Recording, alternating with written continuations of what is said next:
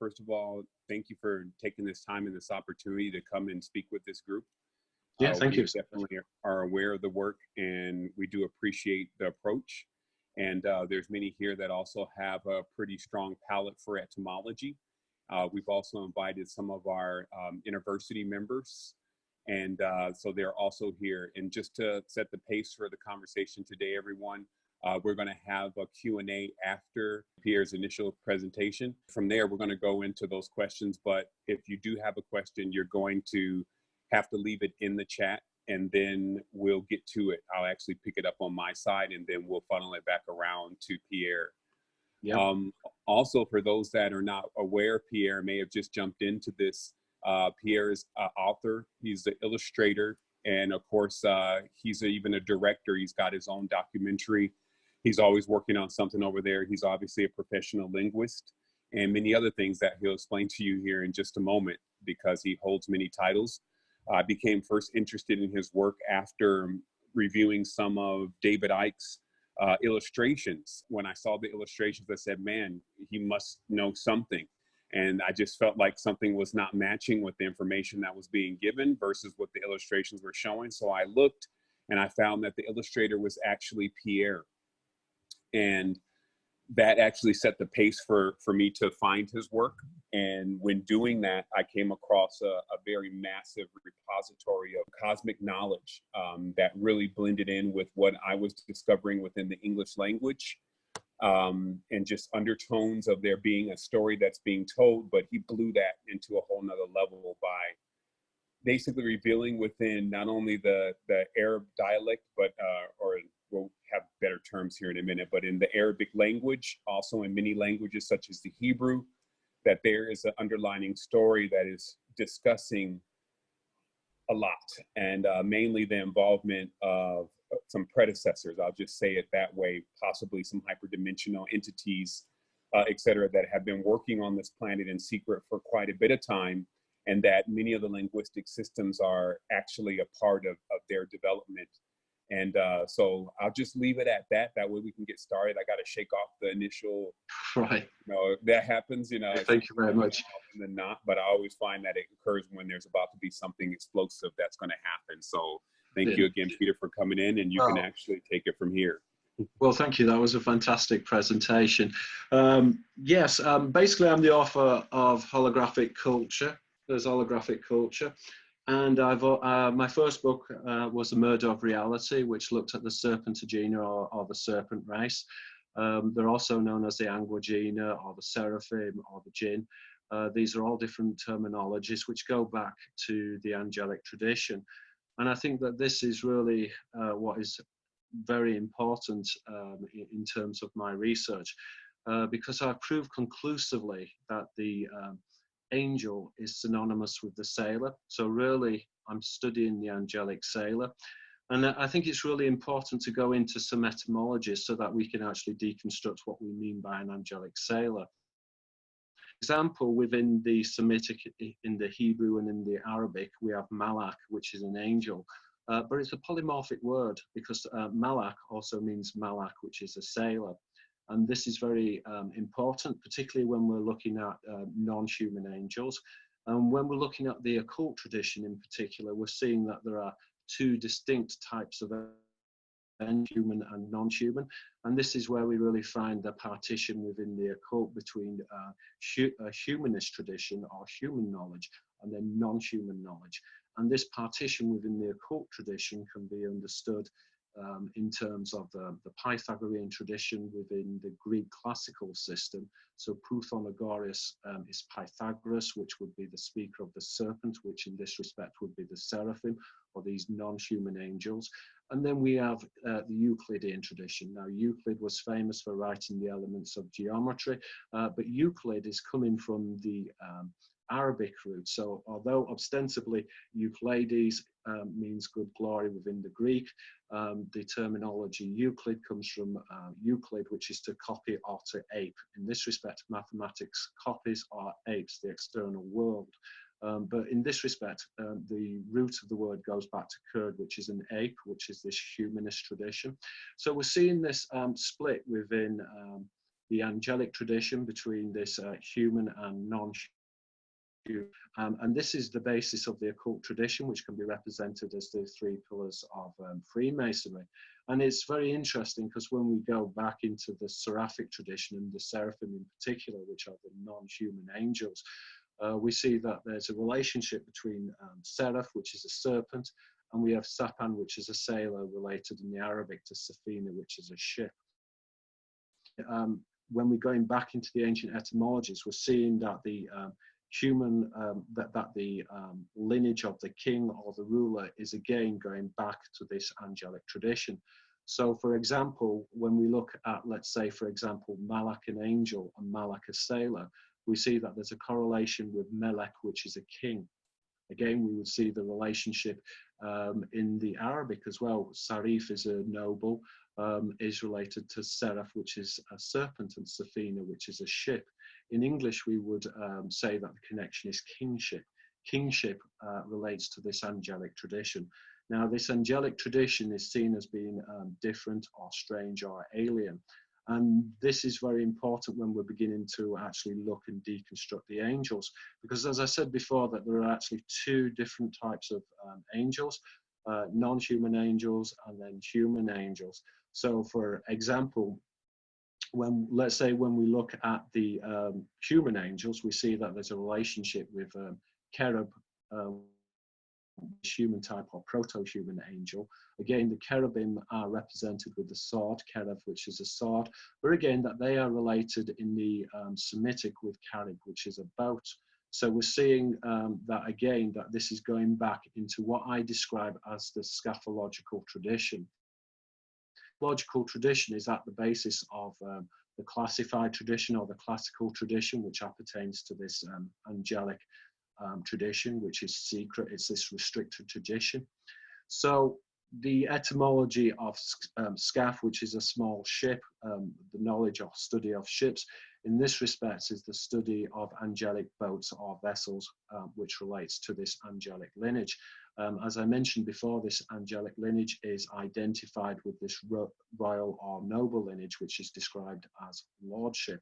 So, for example, also when we look at the Greek, we see the etymology of archon, which is related to an archangel, but the archon means a ruler or an angel. And again, it's going back in the Greek to olkas, which is a large vessel.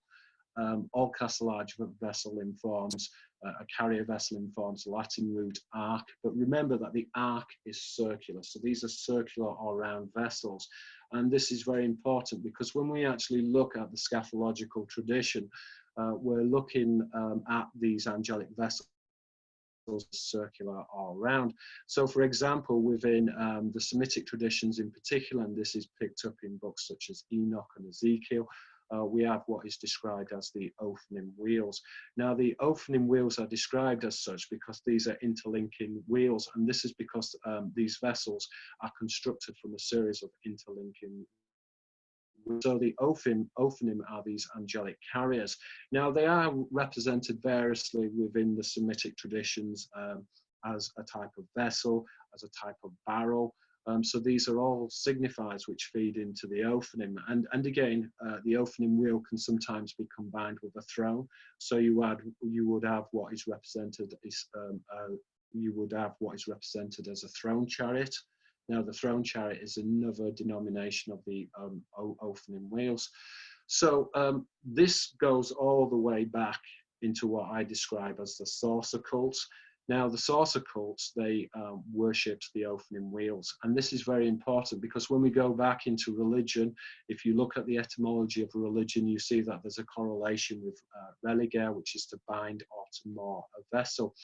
And again, in English, we would say worship, ship as in a vessel. It's the same in the Arabic, and this is very important because these symbols carry over into many different languages. So this type of symbolism is known as polyglottal symbolism. For example, Sabar is to glorify, but in the Arabic is appertaining to Sabaoth, which is the angelic host. In English, we would say worship. And again, the church is a diagram of the boat or the vessel. So the nave is diagrammatic of navis in the Latin. So the symbolism again is going back into boat symbolism. Again, Naus, which is a temple, is related to Nos. A temple sanctuary is related to Nos, which is a ship or a vessel. So these type of word plays are playing out in many different languages. Again, even if we want to go back into, let's say, into the Far East, in the Eastern traditions, you have what is known as the Utsu no Fune. Now, the Utsu no Fune in Japanese means a hollow boat or a hollow vessel, but it's a polymorphic word. It also means a hollow tree.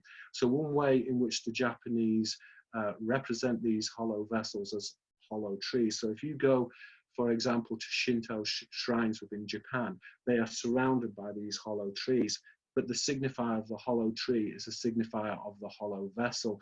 And again, the Japanese nobility are related to these angelic vessels. And so this, again, is found encoded throughout language. And this is really going back into the traditions of the seraphim, which in the Arabic are translated. Now, it's actually very interesting because when we look at, for example, within the biblical tradition, and we look at, say, for example, Yahweh Sabaoth, the Lord of the host, we see that there is this etymological connection between Sabaoth, where we get the breakdown of Saba, which is an army.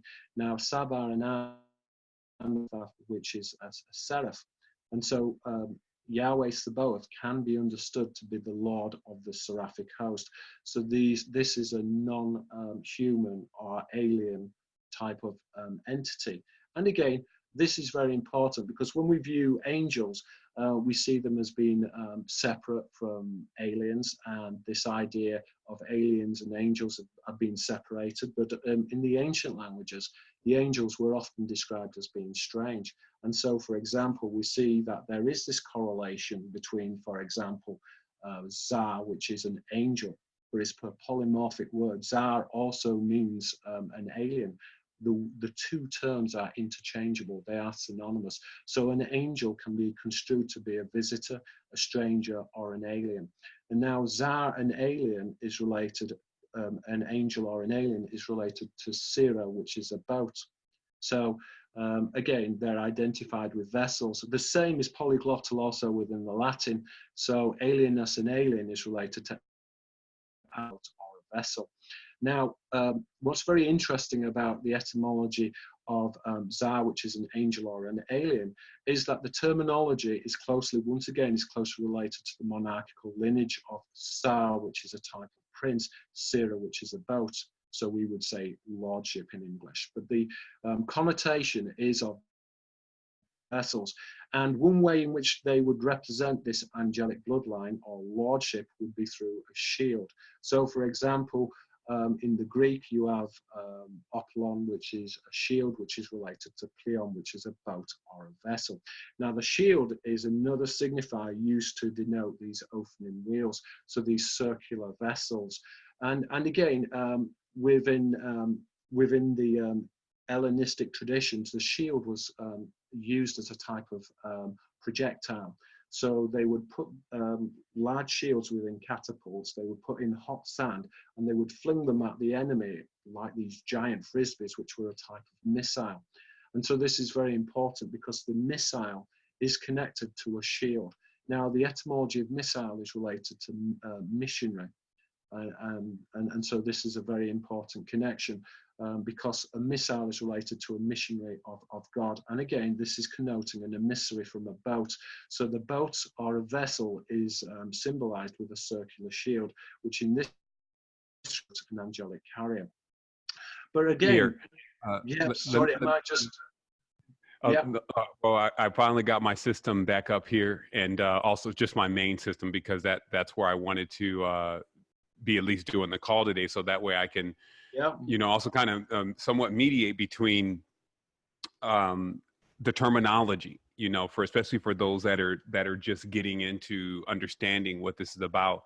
I think it would also be a good place to actually insert a couple questions, because I think something very important is happening in history right now, where we see that we're getting geared up for another one of these proxy wars that are taking place over in Saudi Arabia. And I think there was a reference even by Donald Trump that mentioned whatever the kingdom tells us and meaning in a certain sense saying that even the Saudi Arabian kingdom has some type of even ownership over the United States. And so what I would like you to speak to, you know, if you may, is you mentioned that the Sunni and the Shia are in themselves like a break off of this a higher language, if you may, and a lower language, or those who are able to communicate with this higher alien being, and those that are kind of custodians of the earth plane. Yeah. Can you give us some elaboration to why there seems to be such a schism in these factions, as far as that they're actually warring against each other? Okay, right. Yeah. Right. First of all, we'll deal with Saudi Arabia. For example, Saudi Arabia is related to the Saudi priesthood, which is the priesthood of Moses. Now, the Saudi are identified with the etymology of Sod, which is a secret, and Sauda, which is black, which Shedim, and the worship of El Shaddai, which is the ancient word for God, but the terminology El Shaddai is related to Shed, which is a jinn, goblin, ghost, or ghoul. So that in itself is very interesting, and again, that would go into the etymologies of Yahweh, Eya Asher, which is I am what I am, but Eya Asher Eya is related to the tense Eya, which is the verb I am, but is also related to Aya, which is a serpent, and Ayal, which is a goblin. So again, this is going back into the traditions of the hidden priesthood, the black or secret priesthood, which can be represented as the Western priesthood. So the setting sun can be represented as the West. So Occidental is related in the Latin is related to death. And again, we're finding the symbolism within the rabbinical priesthood as well. Rabbi means Western or West. So the rabbinical priesthood is the Western priesthood, which is identified with the setting sun and is identified with death. But again, there's with Rabbi and Arab as well. So again, the Arabian traditions and the rabbinical traditions are very much interconnected. Now, And let me ask you this: what is the timeline from your research as far as the entry of this particular group into this planetary system, as far as with humanoids? Do you find that the humanoids are a byproduct of this genus, or that this is an interloping species and the humans were already here, and this was, as sometimes you state, an invader? And how does that differ from many of the ancient serpent cultures that we find here, that also seem to be having some kind of feminine component? Yeah, this is a massively complex and a very difficult question. I think that there was a species of humanoid here, and I think that they're closely connected to the Aborigines. But in terms of the secret society network, in terms of in terms of humans, most Homo sapiens have been planted here by this the others, the Elohim. We would describe them as being identified with Sirius. So they are planters of worlds, and this connected with what's known in the ancient traditions as panspermia. It's alluded to within the Quran as the second creation. And again, we are in the process of the second creation as well. So this idea that the second creation will be completed. Again, this is certainly found within Greek philosophy in terms of, so you have this, the seraphim component, which is the thesis. The antithesis is the cherubim, or the human component, which reacted. And then you have the synthesis, which is the coming together, or the grafting or stitching of different bloodlines. And again, that this would be represented by a family tree. The idea of a serpent within a tree is very closely related to this idea of a grafted bloodline. In the Greek, you would have the etymology of klon, which is a twig, which is related to a clone. So again, this grafting of bloodlines. But there is this within the priesthood, the split between what is ostensibly a humanist tradition, and then there is this non-human tradition. And they are antagonistic, and this certainly goes back in the ancient world. So for example, you have Zeno of Citium, if I'm remembering this correctly. Now Zeno wrote about the Republic, Now, he was a little bit different from Plato, because Plato talked about the Republic, but he talked about or he talked about the royal bloodlines controlling the Republic. Zeno was actually saying that humans should be able to control the Republic.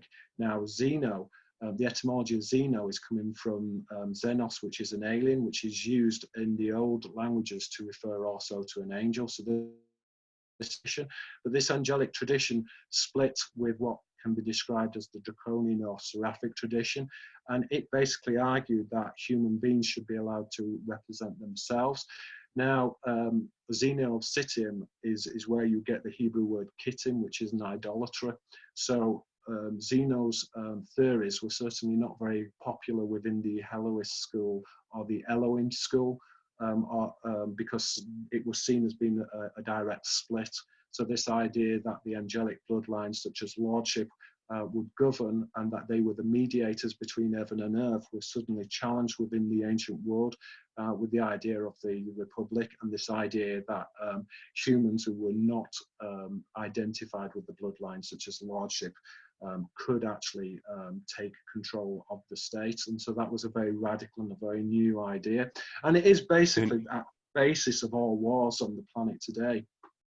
And when you say, okay, so you're saying that we have a humanoid faction that, well, I guess the preliminary question I would need to paraphrase this would be, so at a certain stage, or possibly even in other spaces, you're saying that the humanoid is at a state of intelligence and rulership and power, but there's another also faction that is, if you may, a rival to that status. Is that what you're saying?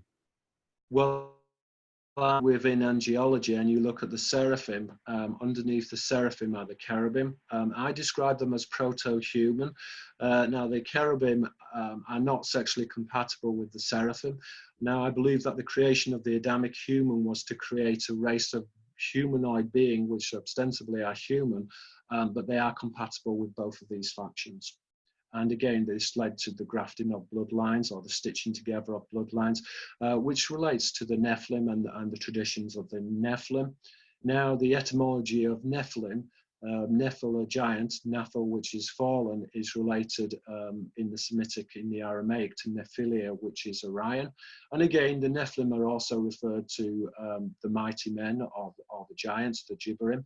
Gibor in the Arabic is Orion. So these are all esoteric signifiers of Orion.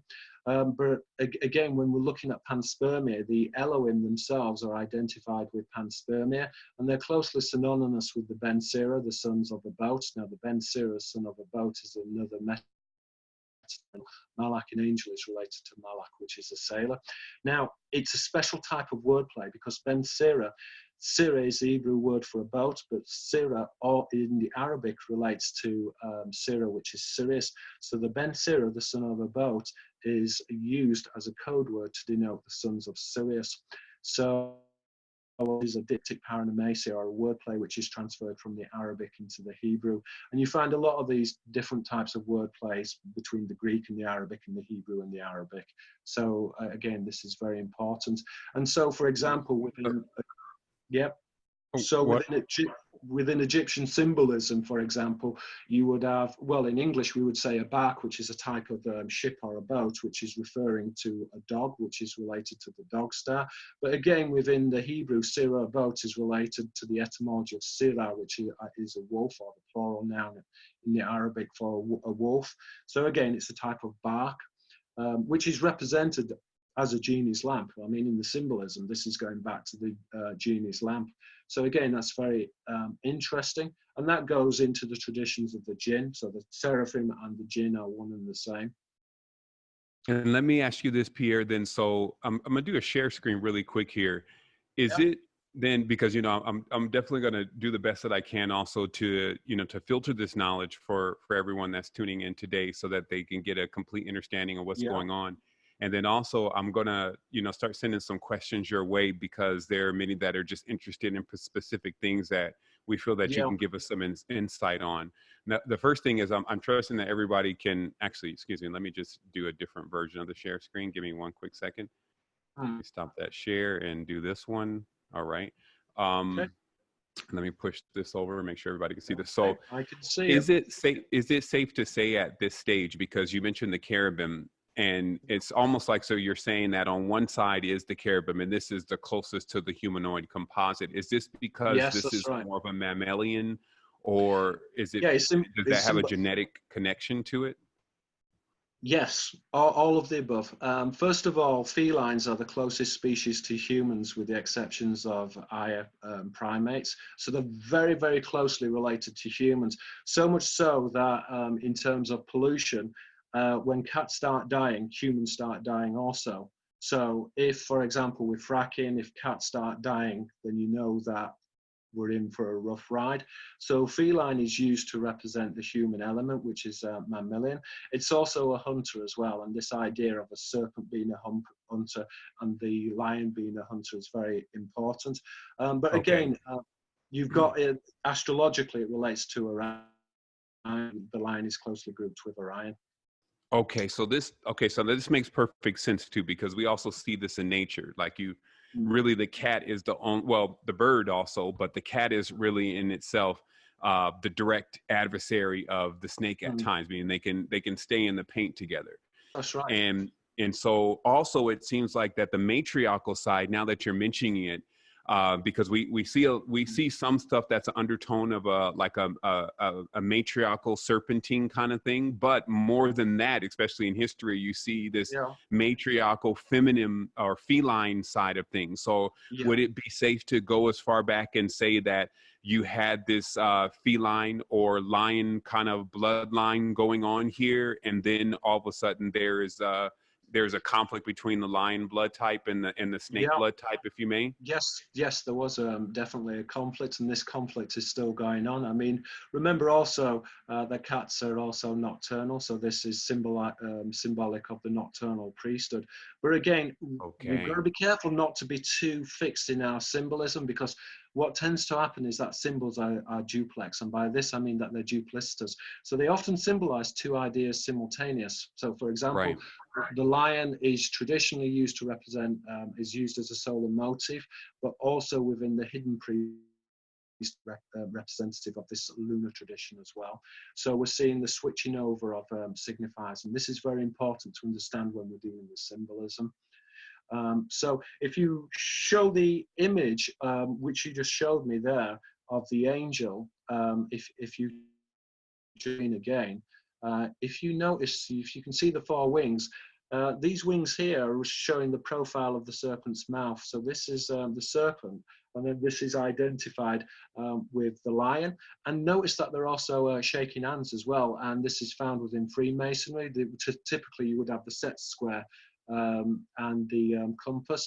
And in between, you would have two hands shaking with the G sign. Now, many people say that the G sign represents God or it represents Gnosis, but in actual fact, it's representing the Gibberim, which is this coming together of two lineages, which are represented by Orion, the star system Orion, Okay. Gibberim. So, Okay. So and also, weren't these Jabirim uh, in themselves related to being giants in the yes, Bible or something like they were this? mighty. Yes, they were mighty men. They were giants. So yes, they are one and the same. They are known also as the Anaki, not to be confused with the Anunnaki, but the Anaki. Now, Anaki means a giant. Anaki, the sons of Anak, the sons of the giants, Anaki, gigantic, is related to the Greek word anax, or the Phoenician word anax, which is a prince. So this is again a princely lineage.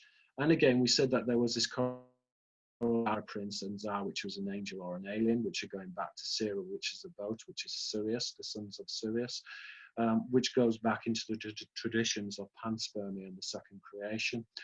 Now, So well, also, Pierre, I wanted to ask you, because remember, we don't have much time with you, and there's always been some stuff. I think me and you personally have been planning on this interview for a for long at least time, the last 2 years, right? decade.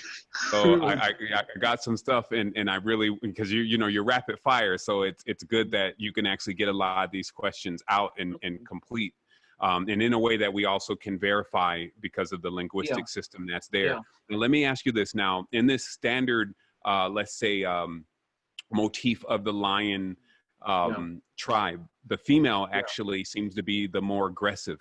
Can you speak any to, because it seems like now there's a lot of this, everything Yeah. seems patriarchal, but do we deal with It's, that back there? There's really a matriarchal side to this. How is that working? yeah, that is exactly how it is. Of course, you're straight on. You're straight onto the money there. That's exactly true. So, patriarchal priesthood, but it's not patriarchal. It's matriarchal, and this is important because um, the female controls what the male thinks through the mother tongue. So, if you control the female, you control the rest of society. So, the Yes. priesthood is controlled, but ostensibly on the surface it appears to be patriarchal, but it's not. And again, this is going back into conjoined bloodlines, or these stitched or grafted bloodlines as they were described in the ancient world. So that's a very important point, because this would interlink with a female division of the Illuminati, which are part of what can be described, I describe it as the tripartite Illuminati, or the three divisions of the Illuminati.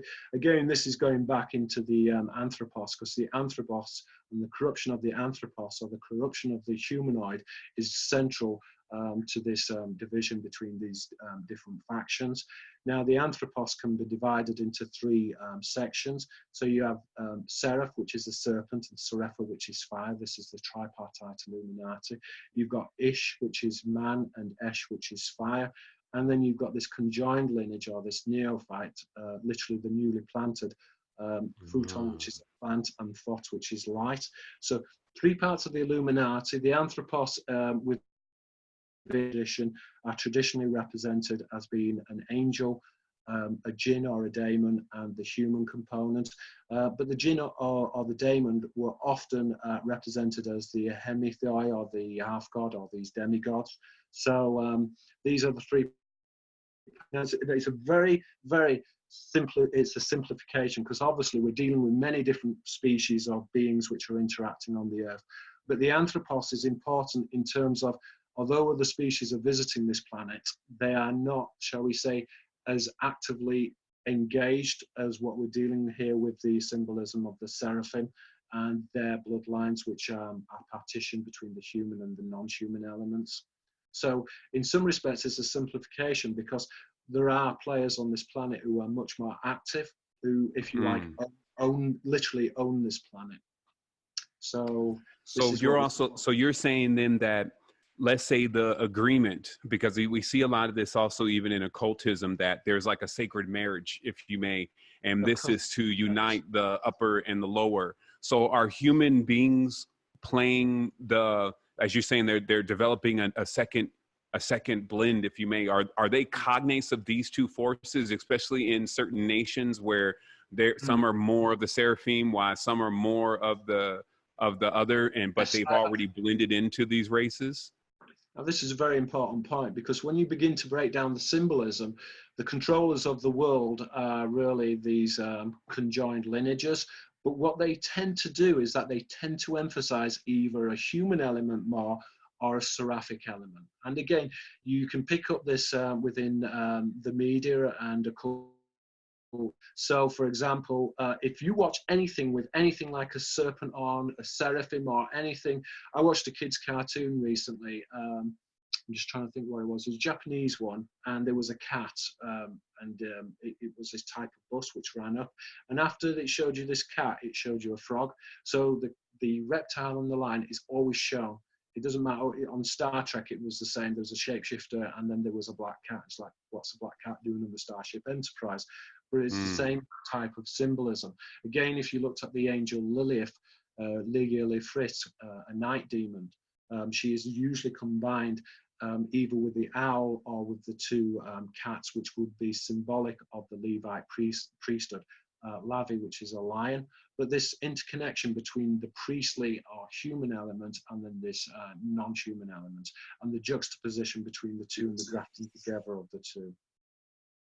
Okay, I'm gonna that's okay. So that actually, that really speaks to a lot, because in many essence, and I guess we find undertonings of this in spiritual literature, but that the humans are kind of like carrying out, let's say, a proxy war from these different factions. Would you agree to that? That, you know, there Absolutely. seems to be, and then why is there still, is this just a natural, like, you know, how some, let's say if I'm in, I don't know, a gladiator, it's all in our group to keep clashing against each other and strengthening each other, and the weakest one gets killed. Are we talking about this kind of air going on where there's not like one that's, oh, I just want to help the humans, and then another one that's like, oh, you know, we want to destroy them? Or is it really just a continuous proxy going on, and that Earth is just one planet that is a part of this? Well, yeah, I mean, I don't think it works out too well for men in the future. I actually think that we've been killed and destroyed and we've been replanted on the earth. Again, this is based upon fragments that I've been able to pick up within Greek mythology. So essentially what happens is that there is this war in heaven. The proto-humans are related to the Pleiades. There is this corruption of the anthropos, which are the blending together of the races between the seraphim and the cherubim. There's a war in heaven, which is the Titanomachy, which is the war of the Titans, the clash of the Titans, this great big battle in heaven, to the falling of the angels or the fallen seraphim, and then humans are annihilated and are replanted on the earth. So in a sense, we're living, yeah, so, but again, because you're dealing with a holographic culture, and by Yeah, this because I that's what I was going to get to in a minute, because we got a technological component that's also in play here, especially with the so reptilian, they can rewrite history.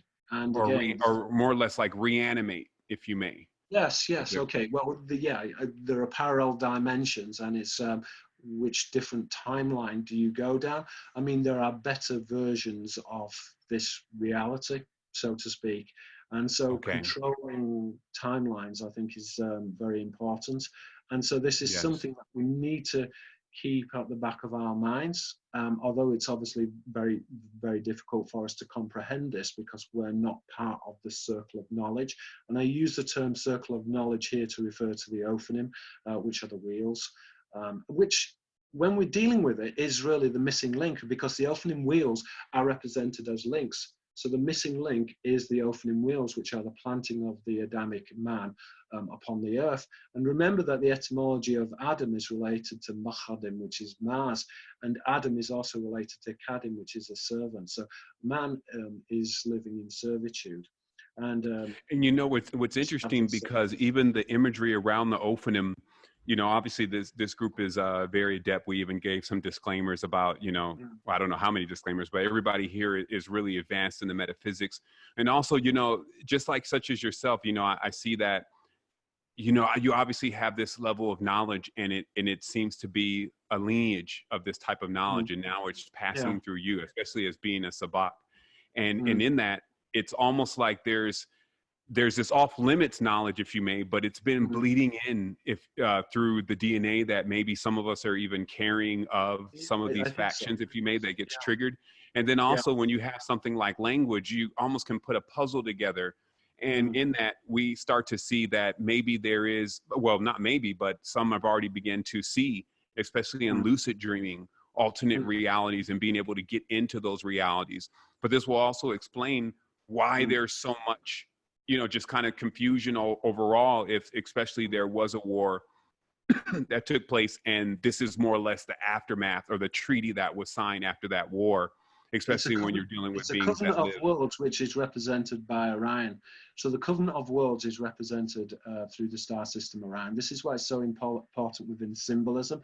And you'll see the symbolism of the Pleiades, Orion, and Sirius featured throughout. So the blazing star, which is related to the watchers, is the seraphim, so Sophia for watchers, Seraph, which is a serpent, Serapha, which is fire, can be represented as a blazing star, which is Sirius. Those who are born of fire, which are the jinn, are the seraphim. You've got the Syrian star.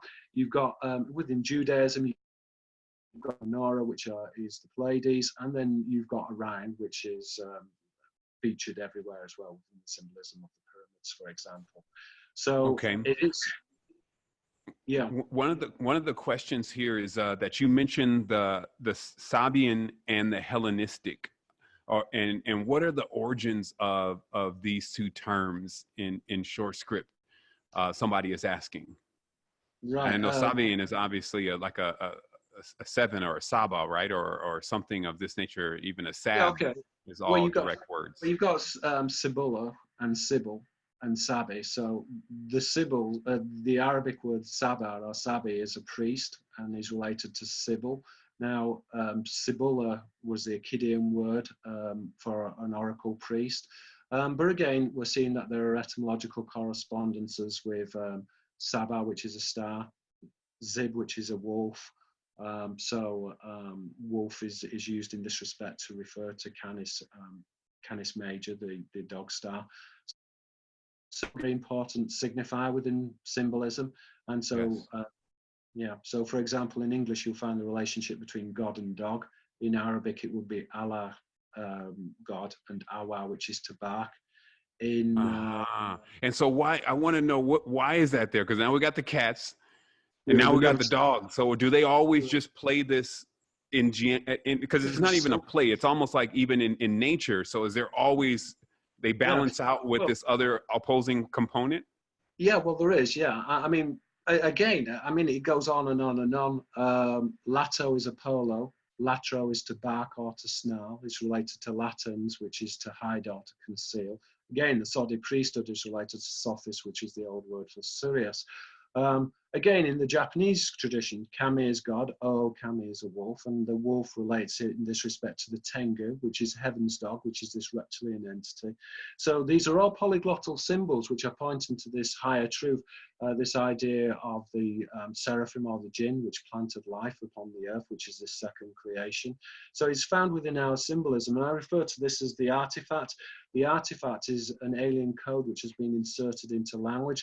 It's been inserted in order to control how we think, so to manipulate how we think at an ideological level.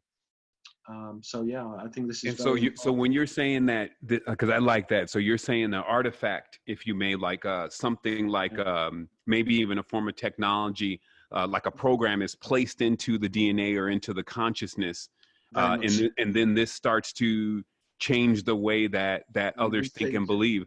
So is yes. there a linguistic structure that is operating outside of the one that we're using? Is the current linguistic system really the control structure, and then there's this other So, language that nobody knows? well, try and get your head around this. um, they they are the predator, and they've given us their way of thinking, but it's not a mammalian way of thinking. So we don't really know how to think as a human being because we haven't been taught how to think like a human being. It's a very profound idea, but it has also to do with connotations of time and this idea that, so for example, modern languages are very aggregate. They separate everything between a noun and a verb. But in certain languages, there isn't this juxtaposition between object and verb. So, for example, within some of the North American Indian languages, you wouldn't just have a buffalo. It would be, well, what is the buffalo doing? Is it sitting? Is it sleeping? It affects the noun. So there's much more, shall we say, symbiosis between the observer and the observed. It's not differentiated. It's not segregated. It's not separated.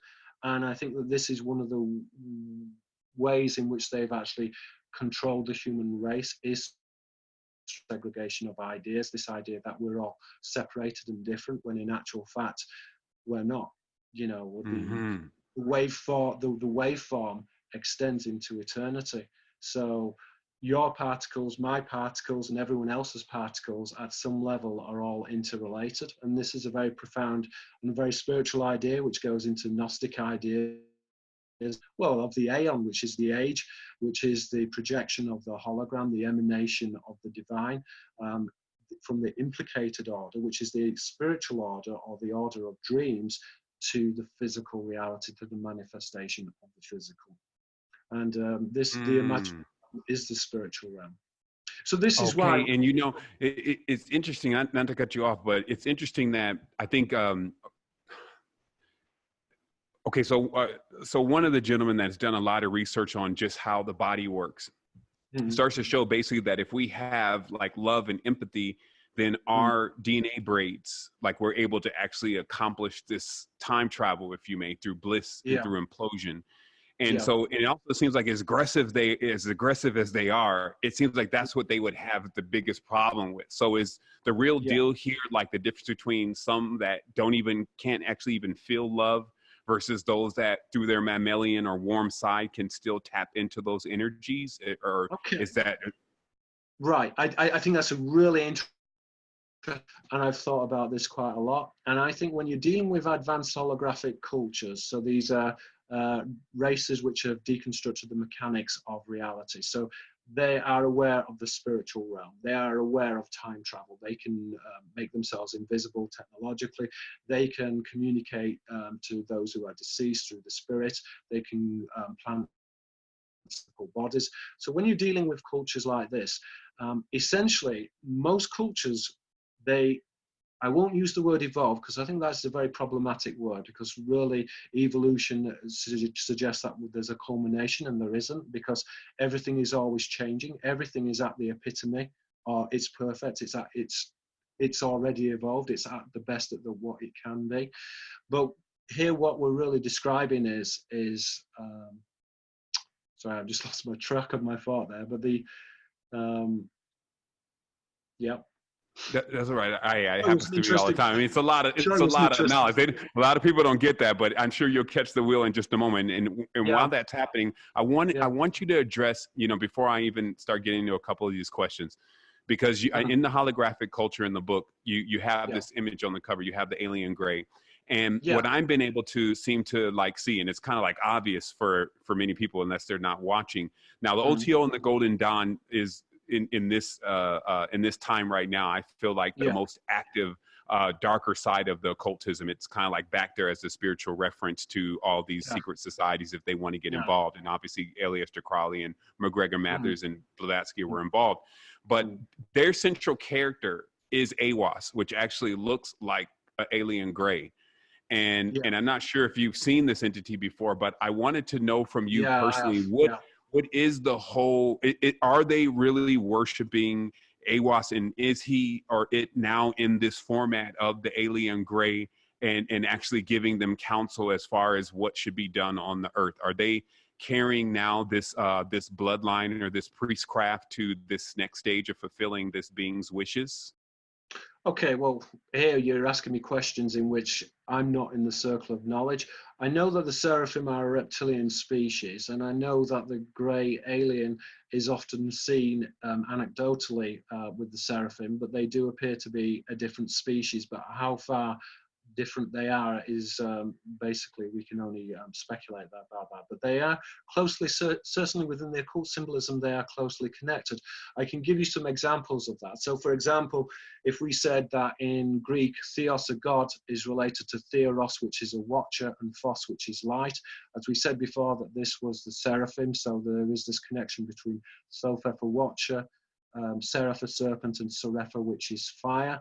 Again, we would find the similar etymologies in fairy, fire, um, the same etymologies, ferry, which is a boat as well. So these etymologies are all playing out, but we find this also with the greys as well. So you have a greys, you have gaze, which is to watch, and then you have gloss, which is a type of luster, which is light. So the symbolism of the greys is actually playing into the symbolism of the theos, of God, theros, watcher, and phos, which is light. Again, in the Elohim are often described as Erin, which is a watcher. In the Testament of Amram, the Erin are described as having the countenance of a viper. So the etymology of Erin, a watcher, also means a shining one, and is closely related to the Elohim, which are the high ones. So the watchers themselves And you, symbolize the dragon. So drakon is to watch or to flash. It's coming from the root drakane, which is to shine or to watch.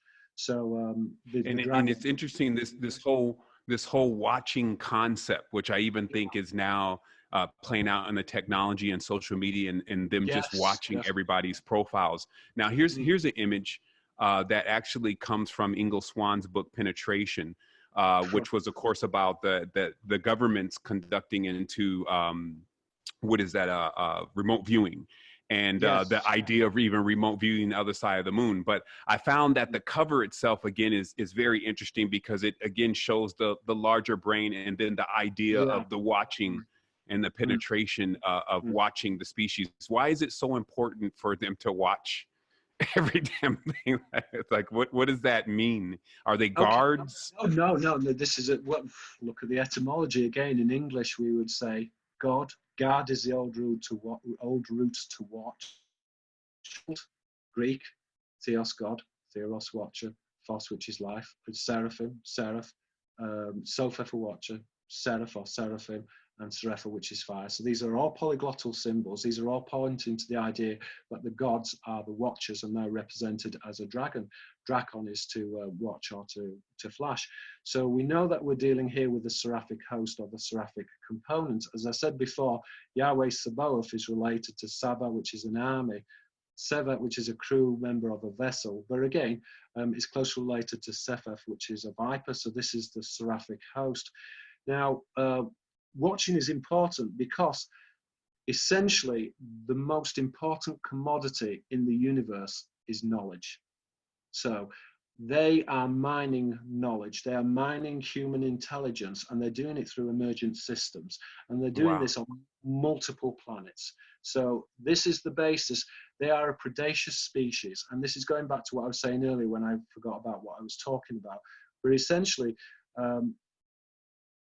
generally speaking, holographic cultures, they move towards equilibrium, right? But there are always exceptions to rules. You get some which are very, very spiritual, very rare, but it happens. And then you get some which are very predaceous, again, which is Hmm. rare, but they control the show. They control most equilibrium. So this is what we're dealing here. We're dealing with a predaceous species, and it's controlling the show. It's the top dog.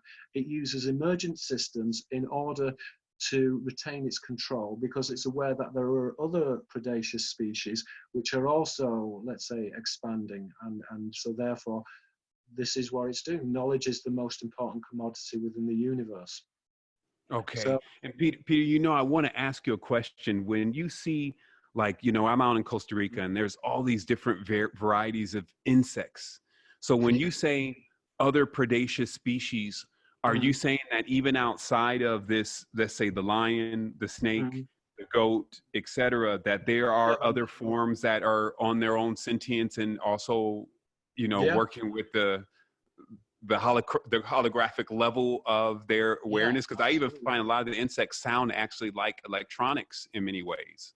Yes, yeah, and again, they're playing with vibration, and I think that this is very important because when you look at our holographic culture, this is what I describe as Pythagorean physics. Pythagoras talked about a monochord. This was the monochord which stretched from heaven, which was the quickest vibration, which is the spirit, down to matter, which is the slowest vibration. Now, therefore, different dimensions are represented according to Pythagoras as different octaves or different vibrations. Now, again, this links in both, which is sort of music in time, and then you've got, this relates also to geometry as well. So different vibrations relate to different types of geometry, which relates to different types of forms. So again, this idea that there could be different forms according to different vibrations and different levels or different parallel dimensions would actually make sense, that you would see different types of entities. But again, you're going to be dealing with certain shapes which continually reappear. I mean, so for Mm-hmm. example, on a different planet, a fish will always be a fish, and you will find in many worlds that fishes look very similar, in the same way Mm-hmm. that the anthropos looks very similar. So you have these sentient beings which are humanoid. And again, the terminology anthropos in the Greek was used to refer to an alien. And so therefore, they would refer to them as human-like. They would describe them as humanoid, not in a literal sense, but that was in a deferential sense. It was saying that these are human-like, they are sentient. Mm. They are, so, but again, they described them as strange and unusual or alien. So again, it's very interesting how they use the language to convey similar ideas. So yes, the Pythagorean system of the monochord is important. And it's also found within the idea of the aeon as well. Now, the aeon means age, and it's represented as this concentric circle. Now, the concentric circle, when you begin to break it down, is a type of interference pattern, which is a type of hologram. So when the vibration reaches a certain level, it emits light. So from vibration, it emits light, which releases form. And this is very important because the aeon interconnects with what is known as the soul pattern, which is everyone's got this soul pattern, which goes back both into the past and into the future. And in a sense, it doesn't really matter because the soul can be incarnated into the future or into the past. And so mastery of the soul pattern amongst the initiates was very important. One of the ways in which you would actually control the soul pattern would be through the dream, which is the spiritual level of reality. And this is why in near-death experience, often the near-death experience is very hallucinogenic. It's very much like a dream, but we know it's not a why we know it's not a dream is because blind people who've never seen before have near-death experiences in which they can see. So we therefore know that this is not a type of an hallucination, but is actually fundamental to the mechanics of the soul being released from the body. And essentially it's going back into the spiritual Plato referred to as the universal forms. This is the world or realm of ideas where universal forms are then particularized or they're manifested physically as particular forms. And so that's the juxtaposition of the aeon, or the projection of the aeon into holographic reality, which is this physical reality, which we all know at one level is an illusion because it's made of photons, which they're not solid.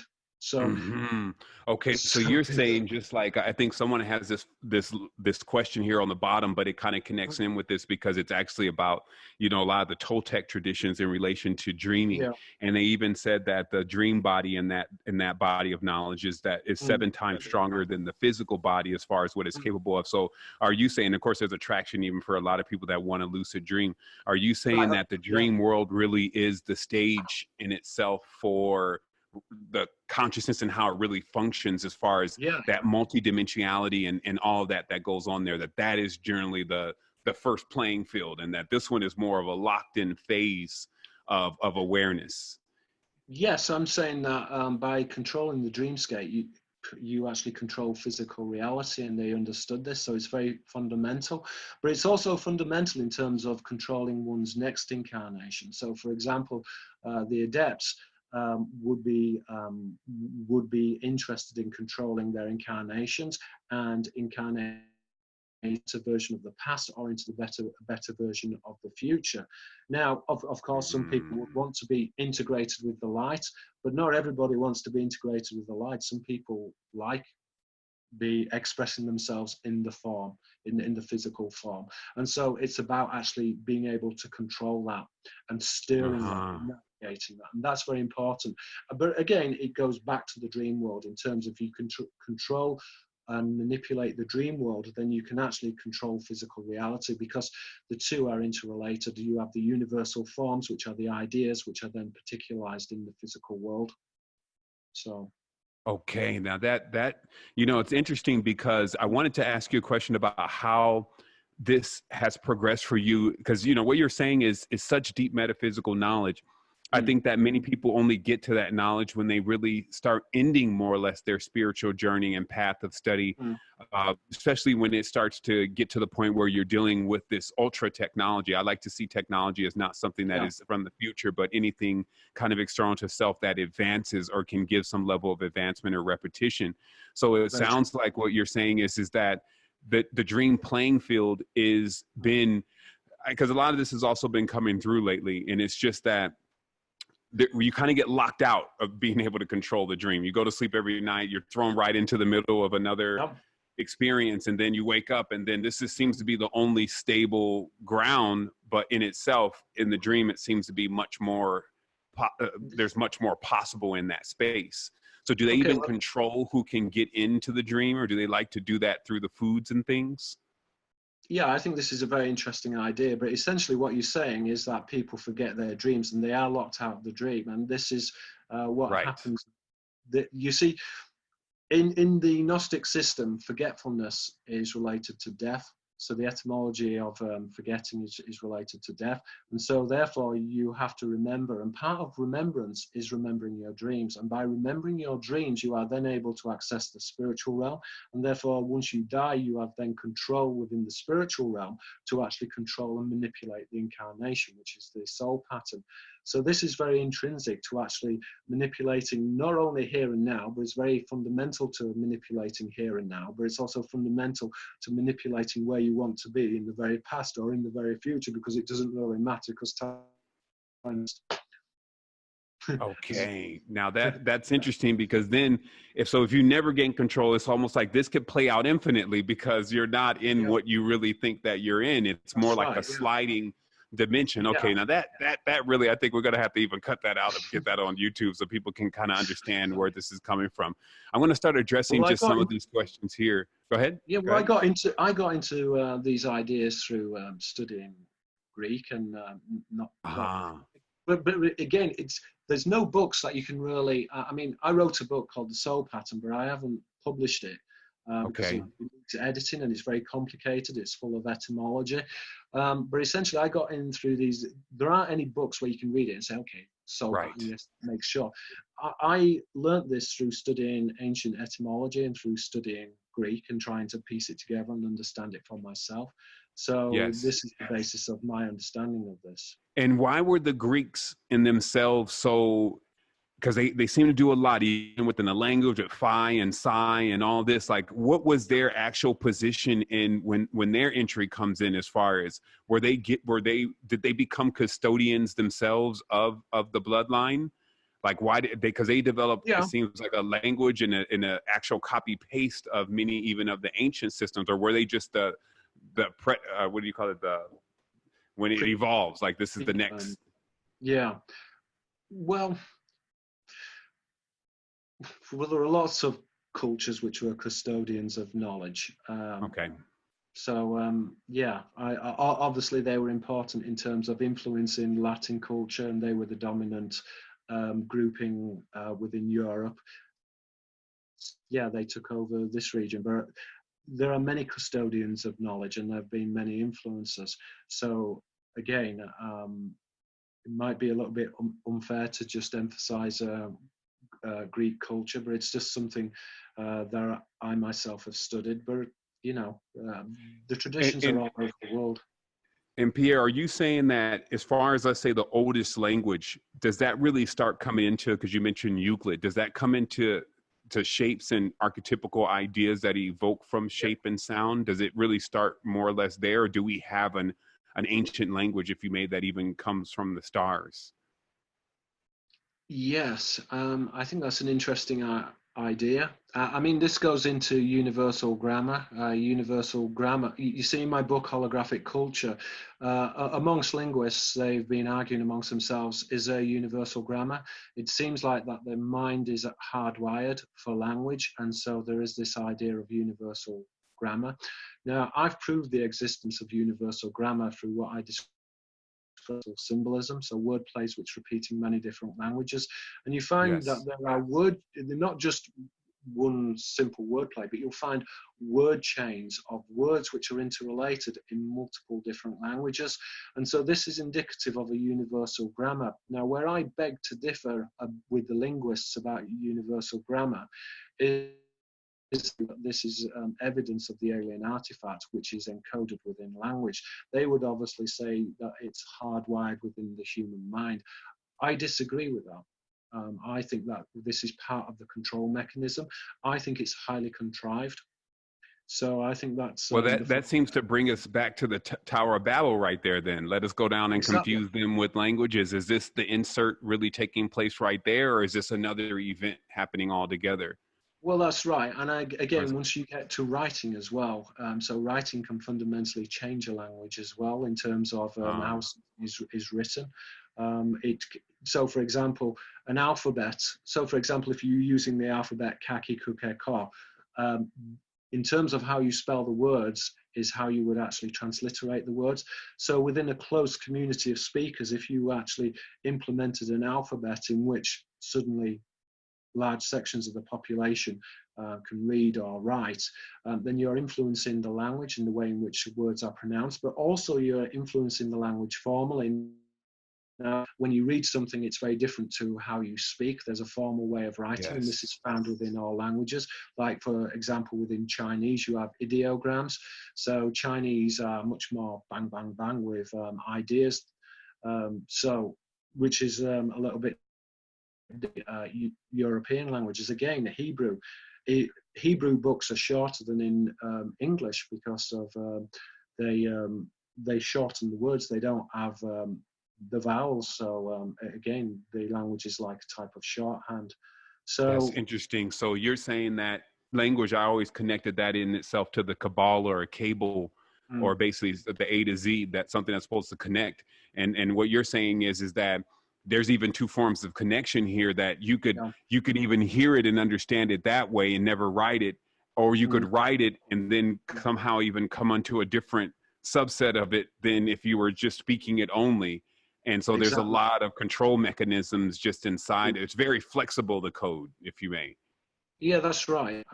If you look at the Quran, I mean, that's written in poetry. It's a poetic language. Right. Again, the Quranic tradition is based upon polymorphic language. This is something I go into in holographic culture. So, for example, you have polymorphic symbols. So words have multiple meanings. So, for example, the morning sun is also to mourn, because so it's related to death. But these are polyglottal and are found in many different word plays, these word associations. So certainly within the Quranic tradition, you have what is known as Wujud al-Quran, which is the forgotten recitation. Recitation, it relates to a polymorphic word. So these polymorphic words are words with multiple meanings.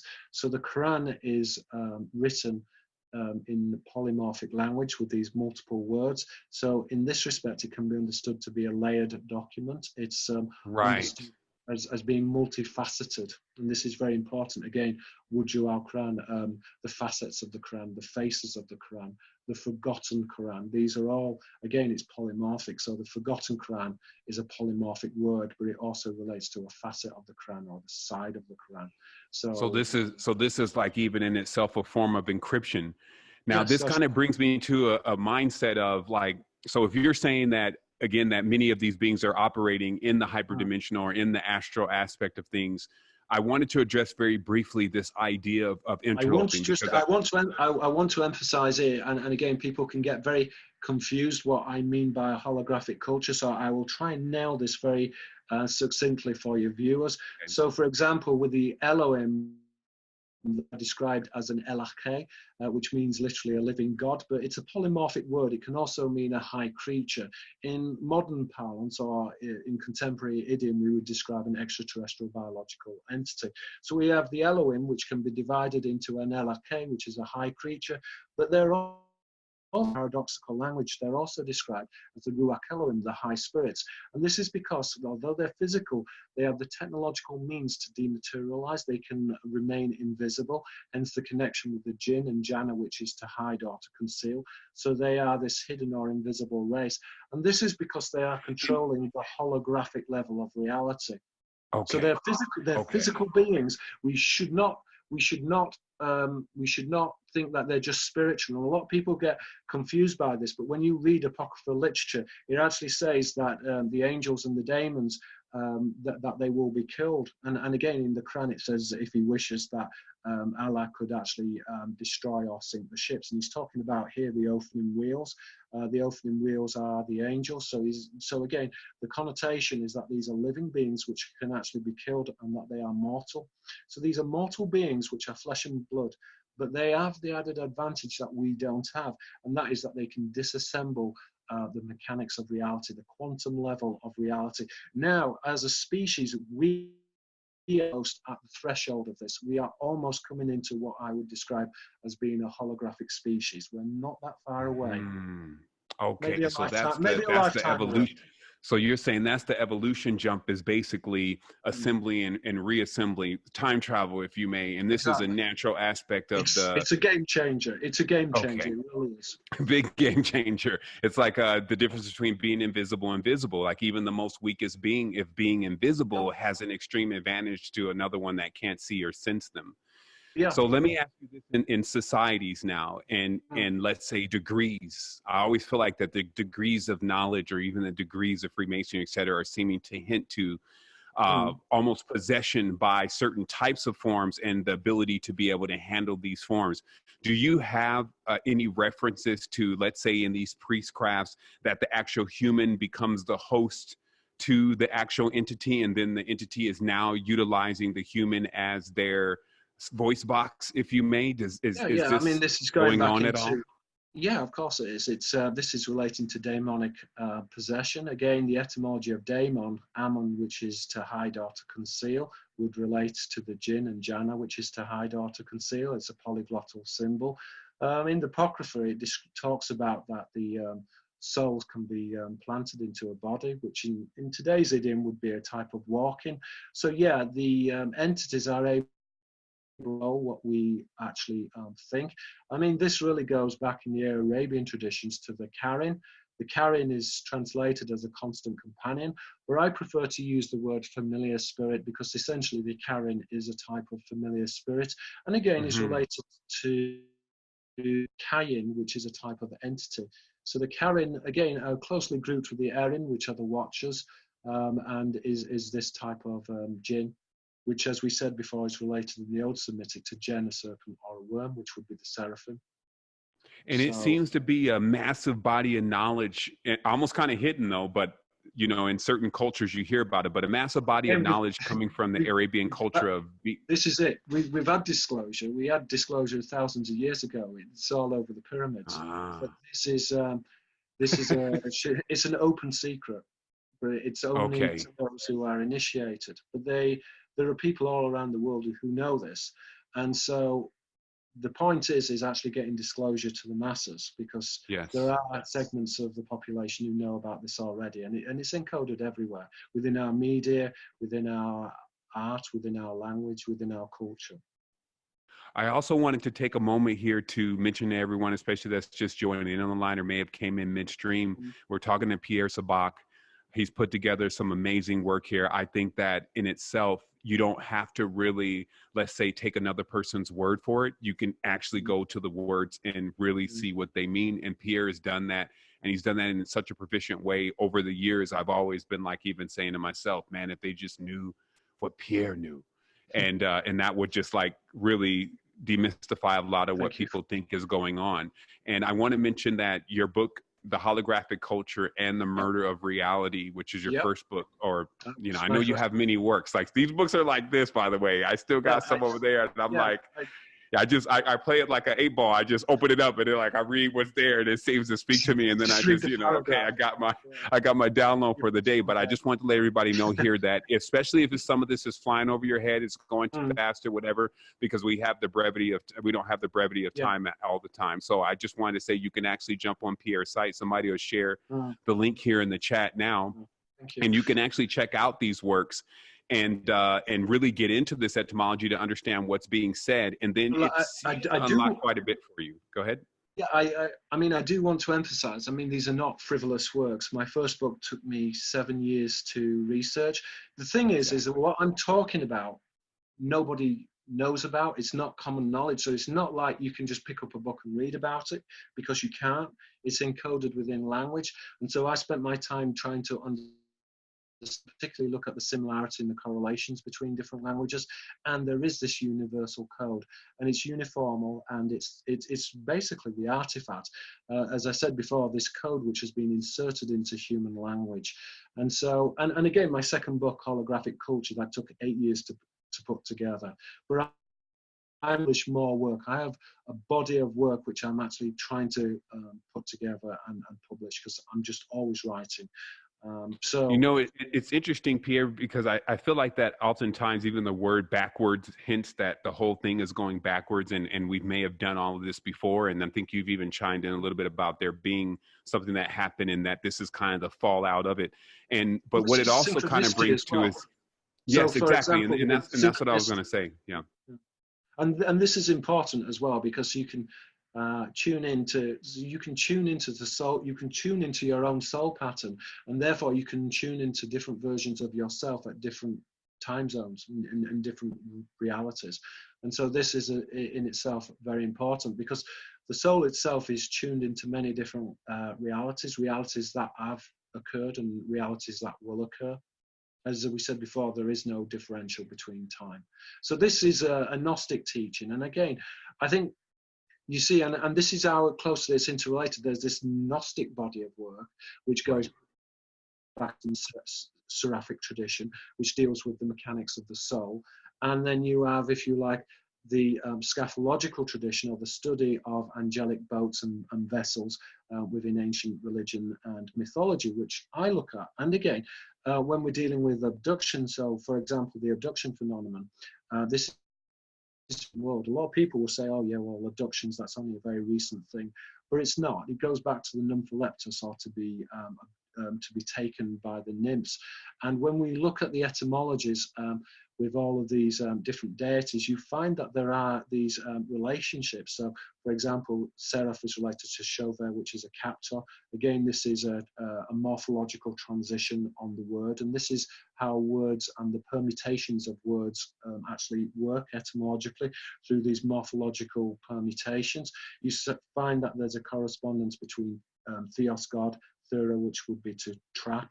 Again, it's closely related to the etymology of a shield. And again, if you look at the symbolism, for example, of Athena, sometimes she'll have a shield, and behind the shield there is a serpent. And again, it's working on Arabic etymology. So, for example, what the priesthood like to do is they always like people to be one step behind. So, for example, if you go to church, everyone's speaking Latin, and then when you go to the Latin churches, everyone's speaking Greek, and on and on. And it was the same with the classical priesthood as well, you know, so everyone would be speaking Greek and then they'd be speaking Arabic or Aramaic. So, for example, you've got the shield, Junna, which is a shield, which is a scatological signifier, as we said, of a boat, but is related to Jen.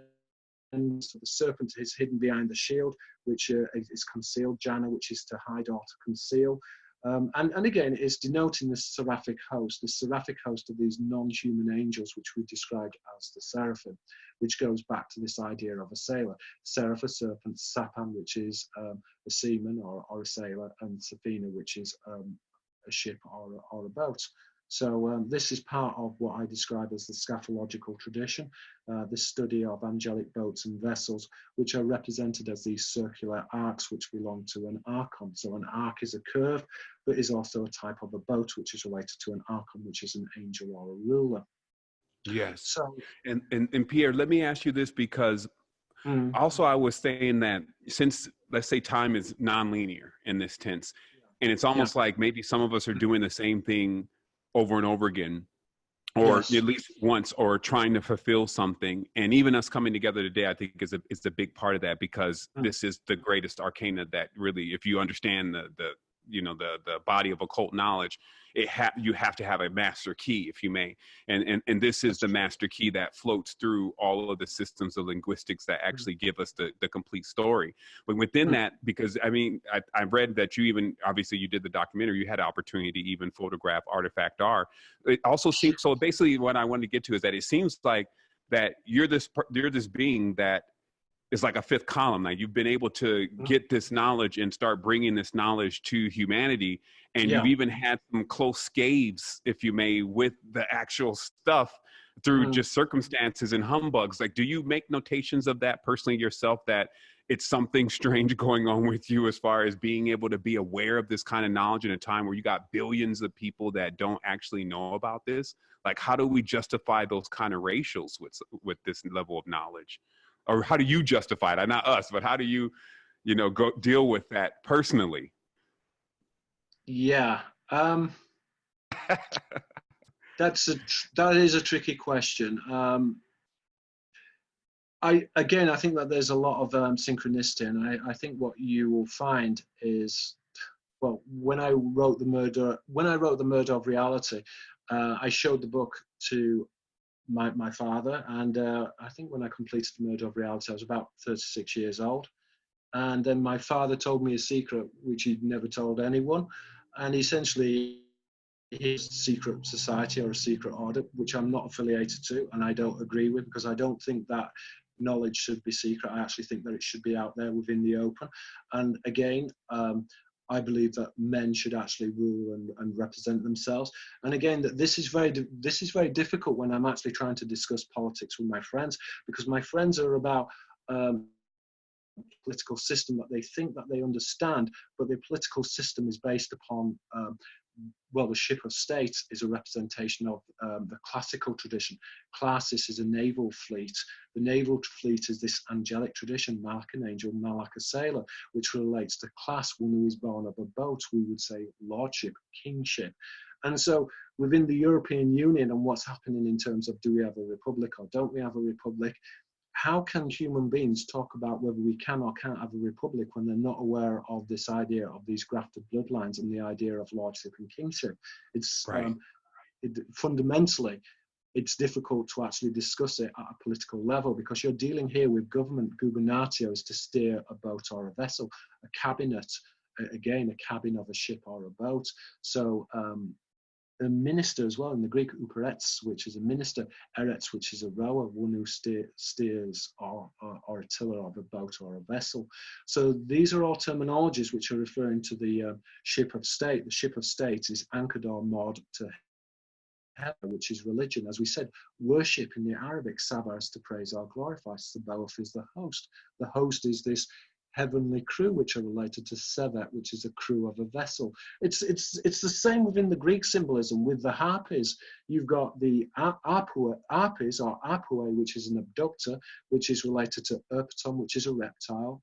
You've got which is again a symbol of the angelic host. And again, the etymology is related to shine as well, and pleon, which is a boat, oplon, which is a shield. As we said, that these circular shields are used in the classical symbols to denote a heavenly boat or a vessel. In the Semitic traditions, traditionally it was a wheel. The wheel could be combined with a throne, so you would have the throne chariot. The throne chariot is a type of this angelic vessel, but the wheel, the chariot, the ship are all interrelated. And again, the word chariot in the Greek comes from the etymology of harmos, which is to join. And this is because we're seeing that the mind is like a vehicle. So there is this connection between nous, which is a ship, nous, which is the mind, and pneuma, which is the spirit. So the mind is a vehicle, and it's described that way in the Greek as we would describe it within the English. But this is going back to a secret tradition. Gnosis is related to nous, which is a boat, which is this secret tradition appertaining to this classical tradition or classis, which is this naval or angelic, which are identified with class and the sons of a boat. And we are kept out of the loop on this. And this is very important, because how do we discuss and talk about politics when we are not in the loop about this? And this is a fantastic time to be alive, because this information is coming out. The genie is out of the bottle. They cannot keep this secret any longer. We are living in times.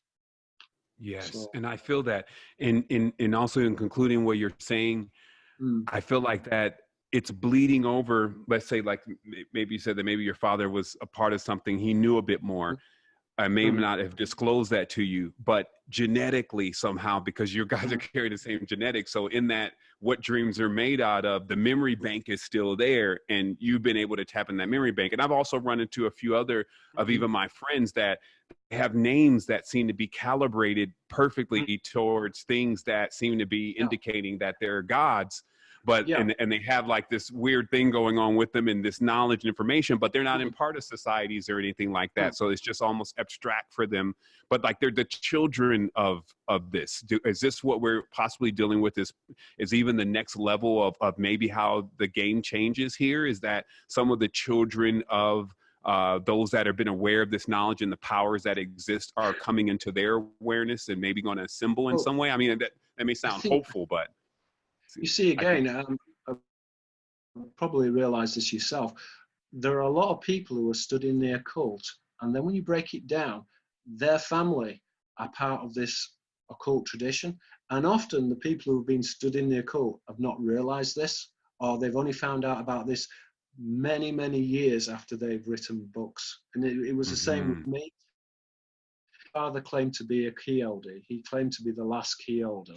He said that there were nine keys.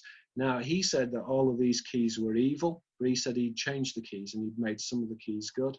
And so I would like to think that I'm a part of that tradition to actually bring out some of this information. But as I said before, my dad didn't tell me about this. So I didn't know about this. He told me about it when I wrote The Murder of Reality. And my dad said, he read the book and he said, you know, I've kept this secret for all these years. I was going to die with this secret. But he said, you have earned the right to know. And so he told me basically. Wow. Okay, Peter, I'm going to start blowing through these questions. Believe it or not, those are all my questions that I just, those are all mine. But let me let me just blow through some of these questions. One of the questions here is about the bloodline. Actually, this question is the Sumerian language not I guess they're saying not an isolated language, but instead archaic Tamil? You know, do you have anything to lend towards that question? It's a bit confusing to me, but if you want to move on. No, yeah, I'll deal with the Sumerian language. I'm not that convinced that the Sumerian language has been decoded. If it's not related to any of the Indo-European languages, then how would you actually decode it? I know that traditionally they said that there were dictionaries in the Akkadian of Sumerian language. I'm not that convinced. I do think that the Sumerian language is ancient. I do think it's key to understanding a lot of this knowledge. But we saw this type of deception with the hieroglyphs as well. The hieroglyphs have not been decoded. The hieroglyphs, many of the hieroglyphs are just incorrect. They just do not make sense in terms of what the pictures are showing in terms of the Semitic languages. But the deception is very clever.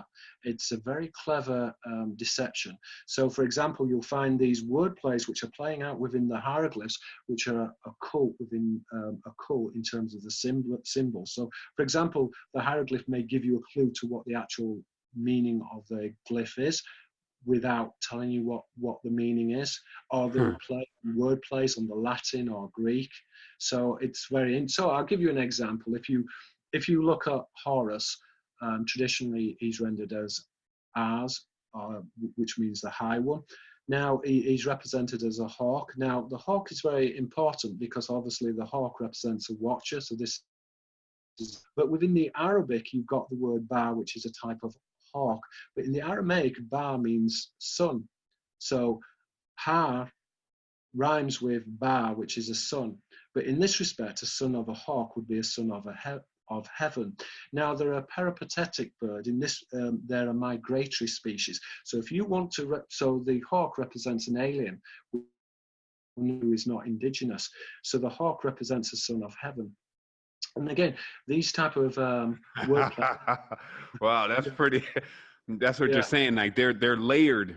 Like they're very layered with their awareness it's and not encoding. Just random. They're not just putting any old rubbish in there. The coding is, and so we need to go back to the hieroglyphs, and they need to be decoded properly because there's something in there which they're hiding, and they don't want us to know about. But fortunately, the scholars at Oxford are not doing their job properly, and they're just repeating this gibberish ad infinitum through all these books. But when you go back into the Hebrew and the Arabic, and again, it's complicated because you've got different pharaohs, and there's been this switch between the Aramaic and the Arabic. And so there are these words between the Aramaic and the Arabic. And the Egyptian Arabic is very closely related to the Aramaic. So it's not very easy. And in terms of different periods, you may have them writing Arabic or Aramaic. Again, this has to be carefully and very closely. But again, it shouldn't be that difficult to do that if you're looking at the pictograms and then reconstructing what the images and the pictures actually mean, particularly if you have a level of knowledge in terms of occult symbolism. And let me ask you this, Pierre, and if you look into, let's say, for instance, the Tamil South Indian culture all the way up to North Indian, then you go to Japan and you see, of course, the affinity for the serpent, but you also see it more like it's their parent or it's their mother, almost as if they were even there with them. Mm. What's happening? Like what happened in South India, all these temples and these different chimeric kind of characters that seem to be even interloping directly with the species in the physical reality, or possibly in the dream reality. Who knows the difference? Well, But both, what yeah. is actually happening here with this language like Tamil? And I think Sanskrit is rather new from what somebody was saying to me. Right. But are these people more direct descendants, or if you may, or were actually engaged directly with these forms as far as them coming down and being worshipped? Was there something like this Well, going okay. on, or? Where you've got the Naga, which are the serpent deities. If I Right. remember correctly, Naga is related to Nagna, which is, Yes, Nagas and Nagus yeah, and it and means Nagusi. naked. In English, you'd get snake and naked. It's the same wordplay as in the Sanskrit. Um, yeah, so you have this seraphic tradition. As I said before, in the Indian tradition, you would also have the monkey god.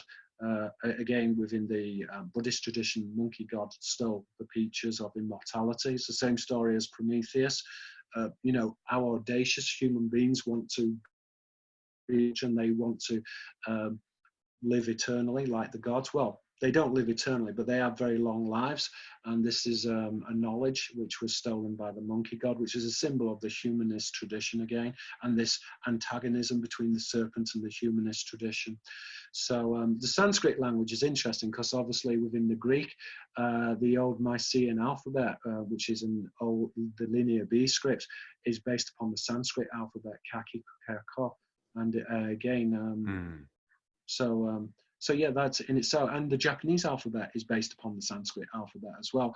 And this is what makes Japanese symbolism very, very interesting, because you've got the split within the language. You've got the Sino characters, the Chinese characters, which are these ideograms, and then they've got three alphabets. They've got katakana, hiragana, and kanji.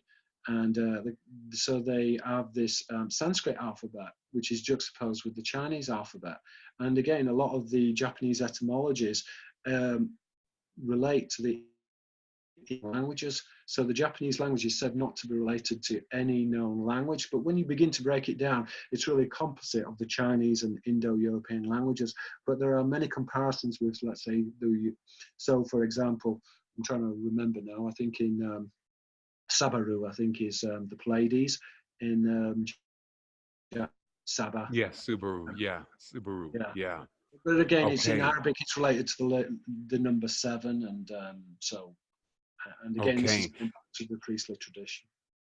So that basically answers also, and there were some questions here that I see were actually covered. One of those is, how did the ancient languages such as the Tamil and the Medu Neter and the hieratic and Demotic script connect with this? And we kind of just talked about that. Also, it's there's another question here: if we can never know who we are in English alone, what template would be best to use, and what about possibility of creating our own language? And I'll just again paraphrase what was spoken earlier about that. You know, you have the dreams, you have the ability to work with empathy and to really work with your breathing, and then also to allow this to gnostically come to you as far as what needs to be done. And I can say in my 10-year experience that a lot of the knowledge in which I receive, it builds on itself. And that's one of the most interesting things, that it seems that language in itself is some type of tower that once you have the right parts to it, it seems to almost even unlock the DNA. What would you say about that also, Peter, in relation to, like, if we did discover whatever secret was behind there with Medu Neter? Well, if you think about understanding, you're standing under someone, and knowledge is a ledge in terms of that. There's initiation in which there are layers or levels of knowledge. But the terminology disciple, one who follows, is coming from disciperati, the deceiver. A disciple is one who is deceived, and he has to go through a level of deception before he sees the truth. And so, as we mentioned before, the highest form of initiation is self-initiation. initial, it's coming from oneself. So you have to be responsible for your own learning and your own spiritual development. In terms of controlling language, I think we're seeing this already, in which there's an attempt to actually negate gender. So we're seeing this in terms of the transsexual community, who are attempting to negate gender distinctions. Now, of course, we can argue that gender is another part of how we differentiate and how we distinguish, and this separates us from male and female and from the world. But also, when we look at gender, it is what makes us human. So I'm afraid that if we get rid of gender distinctions, we're going to lose a part of us, which is our human part. I agree. And I think so. This is something that we need to be very careful about. And I think at the Chinese, ideologically, with the communist revolution, the first thing they did was they got rid of gender distinctions. They started to dress men and women alike, and started removing this idea of gender, and then that led to slaughter and genocide. And I think that, again, that was dehumanization. So And so let I me think ask you this, Pierre, because I definitely feel like that becomes the luminous agenda, and there's a overall desensitization and a lack of awareness of self that continuously is pushed out in different tactics and traits. Well, these beings are trade. these beings are also androgynous, and also when you're dealing with a technological society as well, with AI. So there's the composite of both these beings, which are androgynous. So there would be, by negating gender,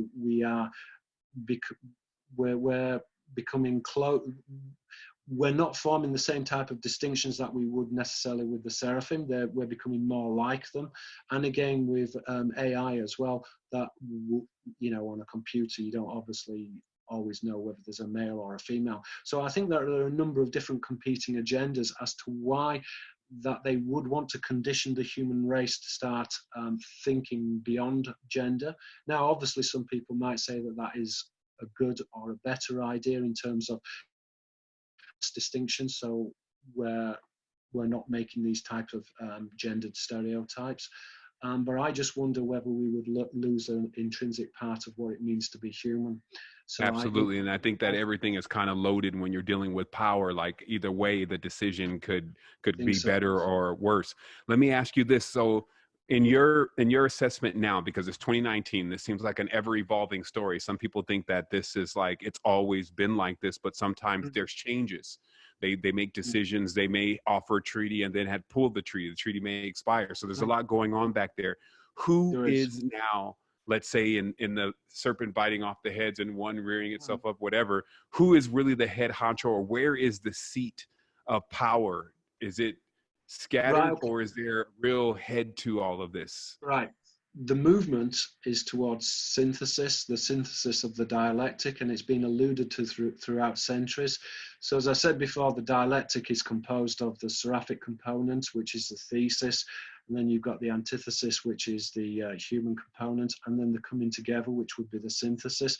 So the removal of gender in this respect would be seen to be a part of the synthesis, as would be the removal of ideology, the removal of religion, is all a part of the synthesis, which is getting us ready for the next level within, I won't use the word human,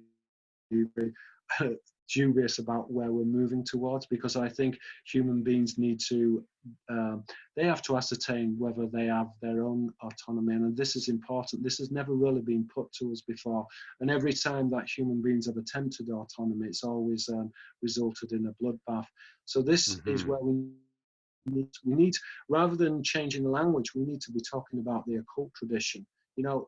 Fine, once we have all this knowledge on the table, and we want, if we vote upon it or discuss it and say this is a good thing for human beings to remove gender, then perhaps that is fine. That is an argument. But I would say that we can't make these type of decisions without being privy to the occult tradition.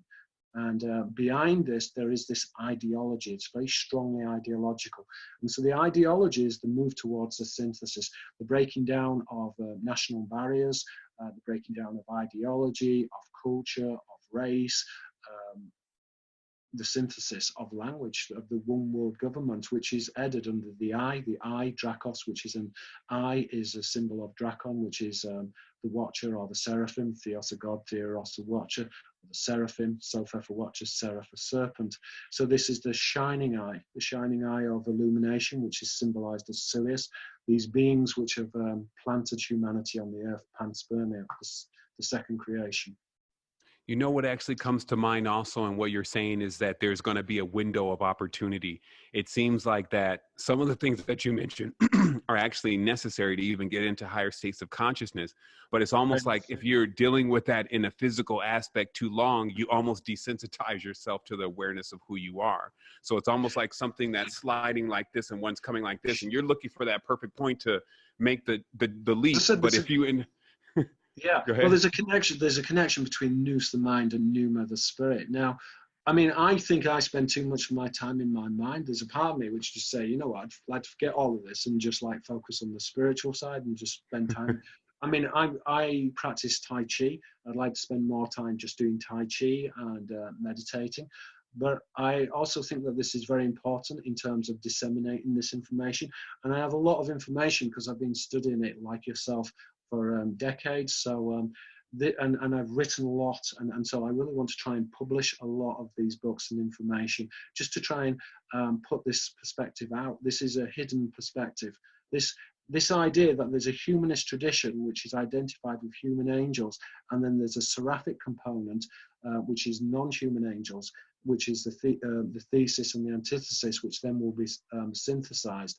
The Christians call this as the kingdom of God, which is the apocalypse, apocalyptin, which is to unveil. Unveiling is disclosure, basically. To others, allos, which is the others, allos genes, which are the aliens. This is what the disclosure is about. Now, it's interesting that you even mentioned in itself the synthesis, because I believe that even the cat, just the cat itself, not lions, but that the cat is actually a genetic hybrid between a snake and, let's say, a lion. Yeah. And so themselves, they kind of represent, because they have the concave eyes. The reason for this is that their eyes are actually different. Nice, yeah. Yeah. And the tail of the cat is often represented as a serpent within symbolism. Right. And you're seeing this also with the chimera as well. The chimera as I'm trying to remember. You've got the lion, the lion's body, and then you've got the goat, and then you've got the serpent. So you've got the lion would be Orion. The goat is the goat chimera. I'm trying to think. It's essentially it's the Pleiades. Chimera is related to the etymology of goat and the Pleiades, which is also related to the etymology of tent as well. So you've got the chimera, and then you've got the lion, which is Orion, and you've got the serpent, which is Sirius. So you've got, again, the Anthropos, or the tripartite Illuminati, the three orders of the Illuminati, which are the constellations, Sirius, Orion, and the Pleiades. But so this is like a alchemy of the souls, then, in a certain sense. They're taking different kinds of... The chimera is alchemy, and one way of representing the conjoining of bloodlines is through welding. So it is used to represent the conjoining of these bloodlines, which, as we said, could also be represented as being grafted. So the tree is very important in terms of that symbolism, the grafting of a man to a tree. I think we've heard of that before in the Christian mysteries. And then we've also got, and then we've got the stitching of bloodlines as well. This idea of bloodlines being stitched together as well. Okay, Peter, we're almost ending the end here, just in case you want to know where the hard stop is. So it sounds like that hybridization, and because obviously that doesn't always go well either. And I think that there's a lot of history that shows that, hey, two beings that get mixed. And also I wanted to address, this is something that me and a friend were talking about the other day, and we've had this come up over the years. And it's just that when you use certain substances, let's say like even ayahuasca, which actually has the eye on the front of it, DMT, et cetera, when your third eye opens and you look directly at a human being, you actually can still see many of the animalistic traits there. So it's almost like, well, what you feel is that this is the real one, and the one we're existing in is the fake one. So without a third eye, you can't actually even see the animal forms that exist on a person. And in this reality, it's like we all look like human beings, but really there's other things that are going on there. Okay, let's go. Yeah, that's very true. What's happening when you're taking an hallucinogen is that you're dipping into the imaginal realm. The imaginal realm is the spiritual realm. This is the realm of ideas. This is the implicated order. So essentially, it's very similar to, because you enter into the imaginal realm, which is the realm of ideas, and then you get expelled out into the particular realm or particularized as a life form or a sentient being. An anthropos in our case, a human being. So yeah, and you can be picking up, I think, on different timelines and different lives as well. Absolutely. So yeah, Absolutely. I But know. that definitely solidifies some stuff too, because, you know, all this conversation is kind of steered around certain parts of our awareness. And it's really speaking to that there's another mode of being that we're often not familiar with because we forget. Mm, And it has a lot to do with what's going on, not only in the dream world, but the mechanics of how that works.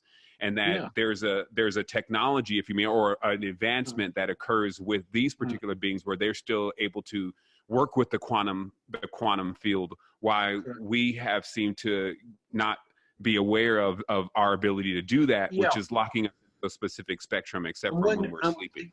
remember these for that they're interested in emergent systems, and so they're monitoring everything. They can monitor what an ant is thinking, and therefore, when a human being gets Damn. to a certain level, then they're interested. And so, for example, I had a friend, and he got one of the ice marks in the country on maths, and suddenly he started talking to angels. He had no. But again, this is because they were interested, because his mind was not working like other people's minds, and so they Mm. paid attention. And again, when you're looking at the tradition as well, so for example, Majnun in Arabic means to be mad. It literally, Jana, which is in this Majnun, would be to conceal the intellect, which is madness, which is related to the jinn. But the same etymology, it's polyglottal. You find it with dementia and daemon. Again, this idea that once the physical mind begins to break down, then this other reality begins to bleed through.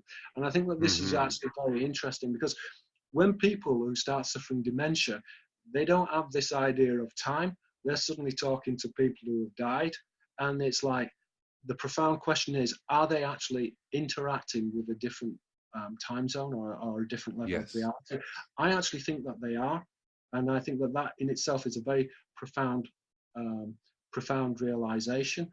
And and again, in terms of how you deal with schizophrenia as well, when people can actually speak to different entities. And I think that this is an important question within, let's say, mental health, is not so much, oh my gosh, this person's hearing voices, because 1 in 4 people will hear voices at some point in their lives. What's important is, what are the voices saying?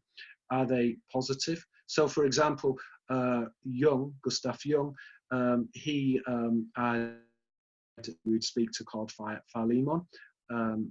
I think it means affectionate in the Greek, but his angel guardian was called Philemon. And he said that Philemon taught him everything that he didn't know about the spirit, the mind, and everything.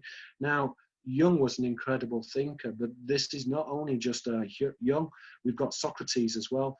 He had an Agatha daemon, a daemon who taught him many things as well, and he was a great Right. thinker as well. So these great thinkers are often in communication with this otherness, with this something else.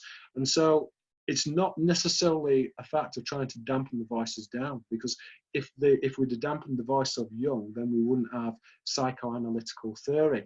But the psychoanalytical theory is based upon the dialectic, or the dialogue. And this is the dialogue between men and angels. And it is this parallel society. And as I said before, Richard Dolan talks about the breakaway civilization, but it's not really the breakaway civilization. It's this parallel society is ancient. It goes back thousands of years. Plutarch himself, in his parallel lives, when he was writing about the different people throughout history in his parallel lives, he was really talking about the parallel society, the society between men and angels. And again, in the Roman talks about the rational and the irrational mind, which is the human and this non-human mind, which again is feeding into this idea of the Karen and the whisperer, this idea that sometimes our own ideas are not necessarily our ideas.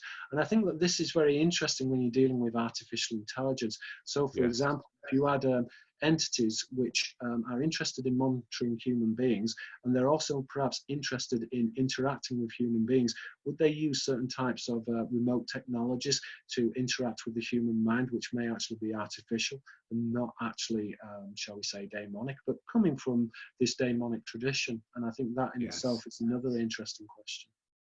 I think that honestly, you know, we're even being diplomatic when we're saying it might be.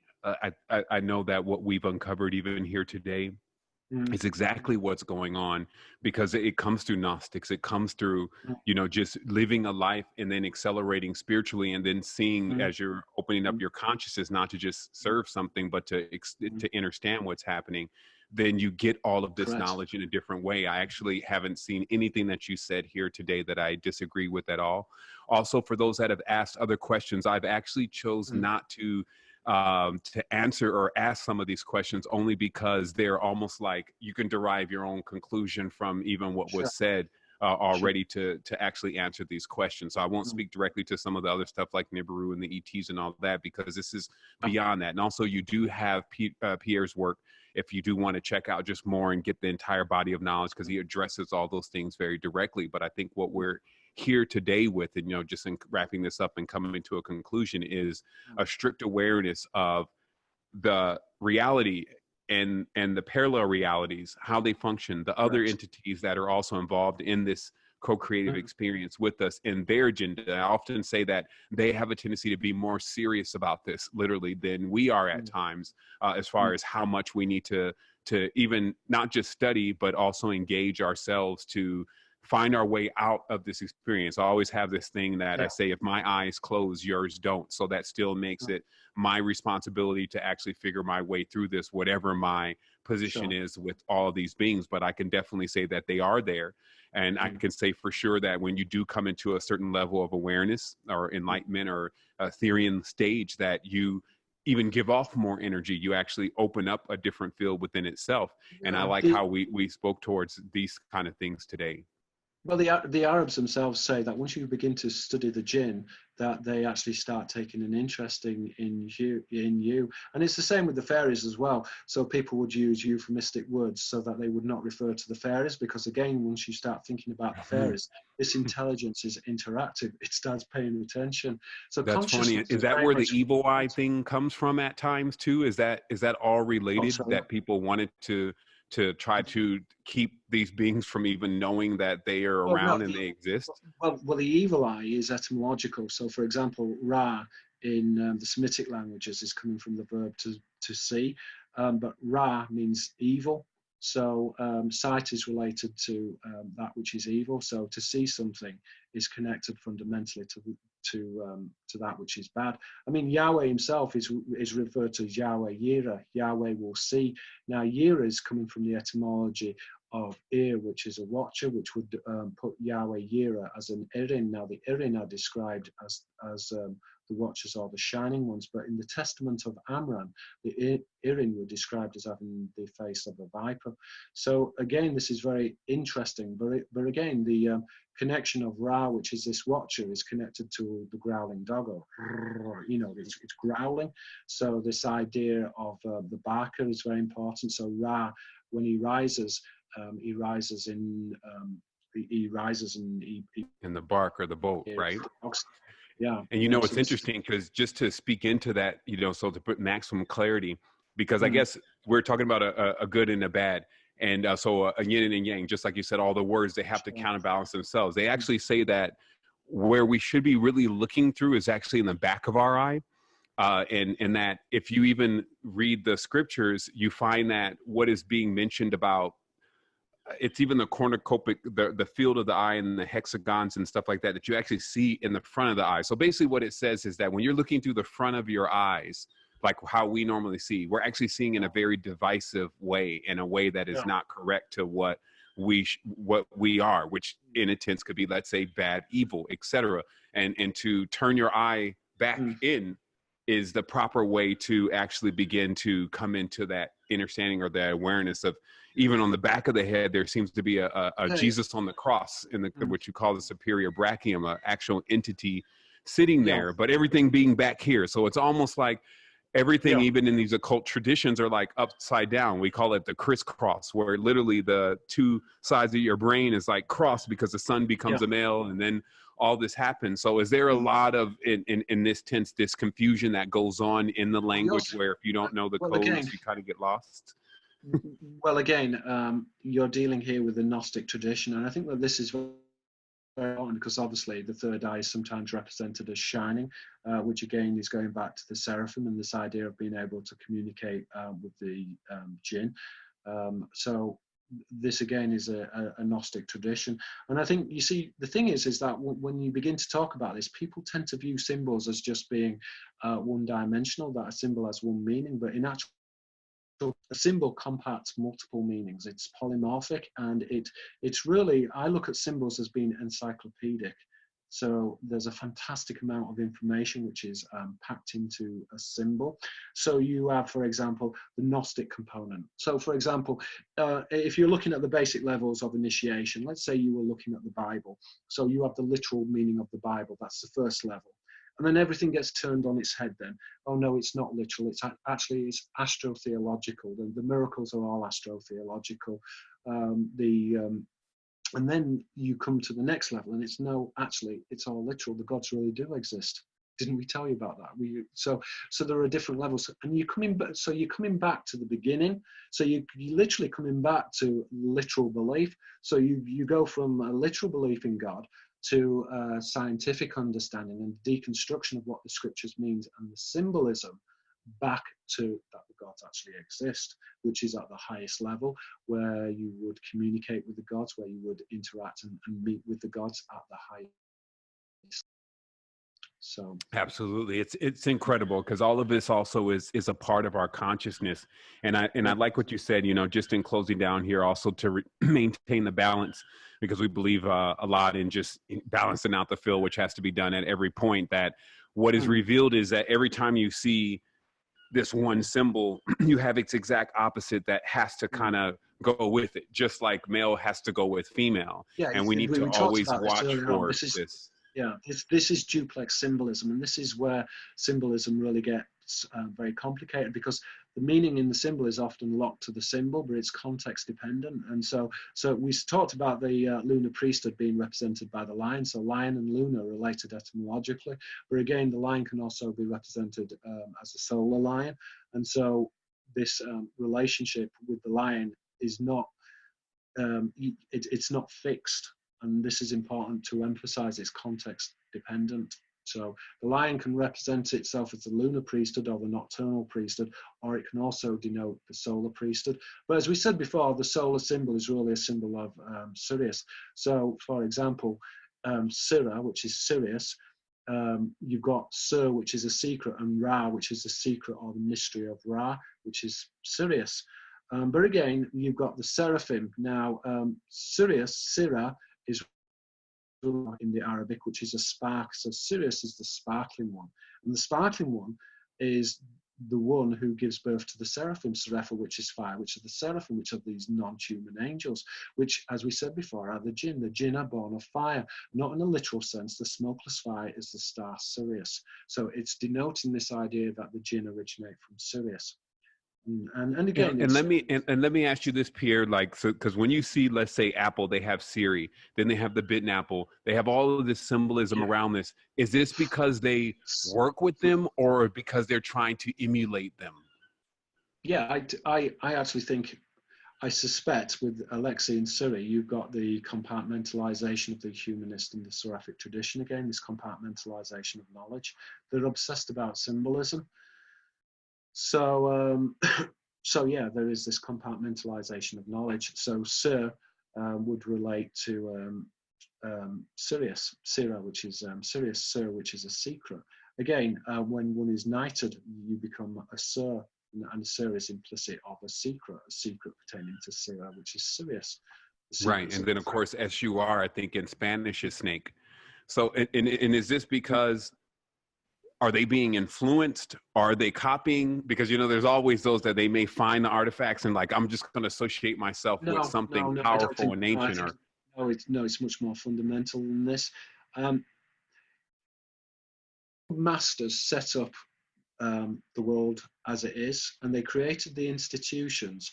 But then, and this is my opinion, that they created the hardware and then they let the software run itself because they're very interested in terms of we're ingenious and they're interested in these emergent systems. And this is what they're doing. They're taking all these clever ideas that humans have, and they may be like, damn, this is a good concrete, we could use this, and they take that. So you don't have to necessarily be at a high level of yes, evolution to come up with a very yes. clever idea, and this You is know what they. what? Yeah. I want to make sure we close this conversation with speaking to that because you were talking about that, about how basically, and I even thought about this today, that let's say every brain is a processor. And if you got Exactly. 1,000 processors there, Circuit. you just, Yeah, as neural networks, let them start to yeah, figure out something, yeah, maybe things that you wouldn't even be able to figure out, they're yeah. able to figure out. And then you're just kind of watching the whole thing and like, And okay, that's they're very coming true. up with some stuff. And, Let's, and you imagine, well, again, and you can effectuate this through war, through finances, through dropping the stock market. But again, if you can piggyback off a million brains and you can read what they're actually thinking, then you can process this information. And this yes. information then can be looped back into the system. And this is what they're doing. They're obsessed about knowledge. Knowledge is the currency within the universe. And this is what they're Mm, doing, mining. So they're interested in human technology. They're not necessarily interested in directing it because that would defy the whole objective. They're interested in what human beings come up with and then using that against us so that they can remain the top dog. As right. cynical So as they that could, so they could sounds, keep going. and people, Right. Yeah. well, the aliens are here and love and light, but I don't see that. 3/4 of the planet is starving. And I think that what they're doing is they're pushing these emergent systems. By creating conflict, you can actually accentuate these emergent systems. You can accelerate learning through creating famine, through creating war. And I think that's what they're trying to do. They're trying to accelerate learning. I think it's very unethical, but it's practical in terms of that they get results from it. And they've been doing this for a Yeah, I while. mean, because that's even how they bring AI online. They bring it online through a chaos event because they say basically that when they're trying to teach this AI Yeah. how to understand how things react, they Mm, need a real scenario because most people are pretending, most people are curating. So they have to mm, cause an event and then the AI picks in and it sees the desperation. It mm, reads all the telephone calls and people yeah. running over each other and it gathers from that. This is what Mm, real humans are like, and then that becomes the floor of the strong AI so that it's able to go on, versus if it just had illusionary experiences that were all well, curated from Instagram, it wouldn't be able to derive much about how we I'm going really to, function. I'm going to throw this idea at you, okay? The Yes. mind, uh, the mind itself is electrical. It gives out electrical signals, and it's very closely. It can be effectuated through microwave radiation. So therefore, could the AI itself actually read a person's thoughts through Wi-Fi? Because we know that thoughts and ideas can be mind through electromagnetism. This has been proven. So I would suggest that perhaps the AI itself has this ability to read people's minds, has the ability fundamentally to read people's thoughts, which again is going back to the tradition of the Karen as well, this idea that the Karen can somehow interact with the human mind and that our own thoughts may not actually be our own thoughts. And so therefore the idea of quieting the mind is to quiet Yes. the Karen. Now, Yes. but again, the Karen can be useful. It can impart knowledge, or it can be not so useful and send you absolutely crazy. You know, there's no kind of hard and fast rule about this. But quieting the mind is actually then accessing a deeper reality, which is this imaginal realm, which is concordant with the spiritual realm. No, So. it's, I guess this would be a great way to conclude this, just in speaking to that, because that gets us to the advancement of the technologies that have Mm, always being used by the priestcraft. And there was a notation made about how this vestment that's on the chest, which is known as the ephod, is now our modern day iPod. And it's because what this vestment was used to do is that the person that was coming to confess to the priest, which was a demand, like you had to confess, would touch the vest. And through these crystals, the priest would become aware of, so notice the go-between though, but become aware of what the person had done. And now when you look at the iPod or the iPad, it's kind of the same thing. It's got these buttons that you rub on or you touch. And through that, you reveal to the priestcraft, which is back there behind all these technologies, things that you wouldn't even reveal to the people that are closest to you. And even beyond that, that on many of these devices like cell phones, there's this barometric meters and infrared meters and meters galore. And so what you're saying is that this is possibly the technology that is used to feel through the field for AI as a way in order to actually gain more awareness of what's going on around us. And again, I don't want to produce like a fear factor here. I don't think this is something that you can actually run from, but that you got to stand up to. But I think that knowledge is half of the battle, as they say on G.I. Joe, and they were fighting Cobra. And in this, that just being aware of all this starts pushing you into your own future states, as you were saying, where you have a probable reality that didn't turn out into some dismal fallout, but you actually utilize the knowledge to, in yourself, sail across this cosmic ocean and not get shipwrecked, right? Well, going back to the ephod, with the 12 stones of the 12 tribes of Israel, the cherubim themselves, they are represented with amber. So you've got this etymological play on cherub, karaba, and karub, which is electricity. Amber is an electrostatic stone, and so is therefore used to represent the cherubim. And again, the etymology of electricity is coming from Electra, which is the goddess from the Pleiades. So this is going back to the cherubic tradition. So again, they understood that the electrostatic charges were very important in terms of accessing the quantum field, the intelligence field. This imaginal realm, which controls everything. It's the ulterior realm which penetrates and interpenetrates everything. It's the force which creates everything. The observer and the observed. There's really no such distinction, but these distinctions are artificial. And through forgetfulness, we forget this and we get tied into the illusion. And the illusion is a good illusion, and for many, it's a fun and an interesting illusion. But nevertheless, it is an illusion. But it is possible to actually control it in a way which could be beneficial, not only for oneself, but also for wider communities as well of individuals and people who are also participating within the illusion. So it's interesting then that the electricity, and I think there may be some lines open, but the electricity plays like this continuous role in even how the human body and the fields of the human body, because here's obviously another image of these ultra large Dorje rods, which are known that in the tradition, if you grab these properly, but obviously this is held by a rather large being if this is a functional one, but that you could send this energy or channel the energy that is actually a part of the human body into what is just a simple coil. And in that you would get lots of opportunities. It's almost like your consciousness itself was more of the software and the hardware, but this was more of the conduit or the directing tool to send it out into different places. And obviously the llamas and things they're still holding objects today. Yeah. And again, this feeds into the irrational mind or the subconscious mind, which is the linchpin of psychoanalytical theory. So it's not necessarily what is going on the surface of the mind. You know, you can be love and light on the surface, but what is going on underneath at this deeper level. So there is this connection between you, which is the spirit, and it's this interconnection which is really important in terms of how you manifest reality, which is this illusion. Man.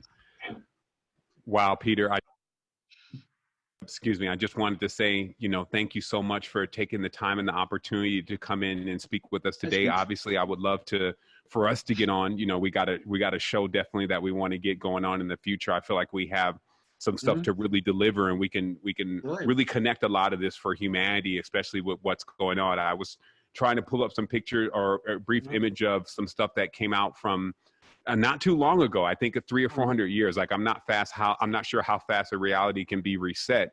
But here's one picture here, and it just shows that this electromagnetism was being used as a way. And I have several of these images, and they all appear to be very authentic. And I'm gonna put that up here now, and I'll blow that up and make sure that everybody can see that on my side. Let's see here. Let me push this over. There we go. And then let me move this out of the way. So there's several of these images, and they're way more detailed. Like this is actually the least detailed image, and it basically just shows the construction. Actually, here's another one, and even the guy's got his hand in the coat, like the hidden hand.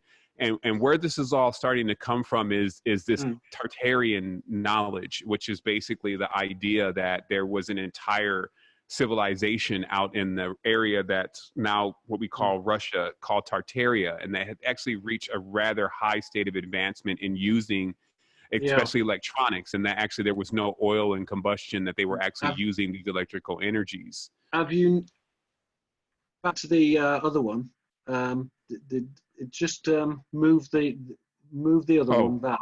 I want to have a look at that. That's the one. No, not that one there. Yeah. Have you noticed the signifier there? Yes, the hand in the coat. The hidden hand. The hidden hand. Now, the hidden hand in this respect is Yad al-Jazza, which is the hand of the giant, which is in Orion. So it's the star constellation Orion. So this is the knowledge of the Gibberim, or the giants. Now, Sir Isaac Newton himself alluded to this knowledge. He said, I have stood on the shoulders of giants. Now, at one level, it's referring to Eton, because the Anglo-Saxon noun Eton means a giant, but the Eton is another word for the Nephilim. So it's this knowledge which goes back to Nephilia, which is Orion. And as we said before, when you begin to break down the holographic construct, then not only can you time travel, but you can then go into the imaginal realm, this which Plato talks about. And this is what you're actually seeing here. And can you see the hand as well? Again, the hand on the left picture again is another symbol of the hidden hand. So this is knowledge of electromagnetism, which is connected to the spiritual world. And so I think that's very fun. I've never seen those photographs before, and I think that's absolutely I'll send them over to you, so that way you can do your own thorough examination, because I feel like also in many of these images you actually see other symbolism that is very telltale. And you've got the skull as well, haven't you? So it's almost like a reanimation process. Yeah. And again, he's got his hand hidden in his coat, and he's got a little wand down there. And CGI, I mean, Photoshop only gets you so far, so this ain't Photoshop. We be in Photoshop all day. I think that these are genuine photographs. They look like genuine. He's got his hat as well, which is again part of this secret society network. If you look at the jar as well, because the jar within symbolism. Oh yeah, the pot, right, with the gin in there, maybe. Yeah. Pandora's box, which was a type of urn, which was for burying the dead. So when she opens the urn, she releases the spirits. And so again, this is a cytological symbol of the Ophanim wheels, because the Ophanim wheels, the Ruach Elohim, are the high spirits, but they are physical or particular. And again, let's have a look at this. Yes, and everything is based upon this idea of magnetism, isn't it? You've got and that's right. And as being a person who also works with electronics and things, like from an engineering level, everything down here looks pretty much like what would be needed to accomplish this. So it's not like you just see again photoshopped in certain pieces that it's like that's not functional. This would be functional. Transistor tubes, electricity, and then a reanimation, as if, like you were saying before, that if there's all these realms that are existing simultaneously, this is a way to actually tap into a person and bring them, like a TV, like what we would want TV to be now. Like, let me talk to grandma 50 years ago, or somebody that's dead. I mean, on the Fringe, they talked about this, didn't they, in terms of seeing different realities on the screen. But if you look at the photograph here on the screen, we're seeing these coils, and these coils are representative of the aeon. The aeon is the age. So within Gnostic idea, the emanation of universal forms or the implicated order into the particular realm, which is physical reality. So again, we're looking here at something which is very symbolic with the curtain as well, which is the veil and the revealing of the spiritual, the crossover between the spiritual or the imaginal realms and the physical realms.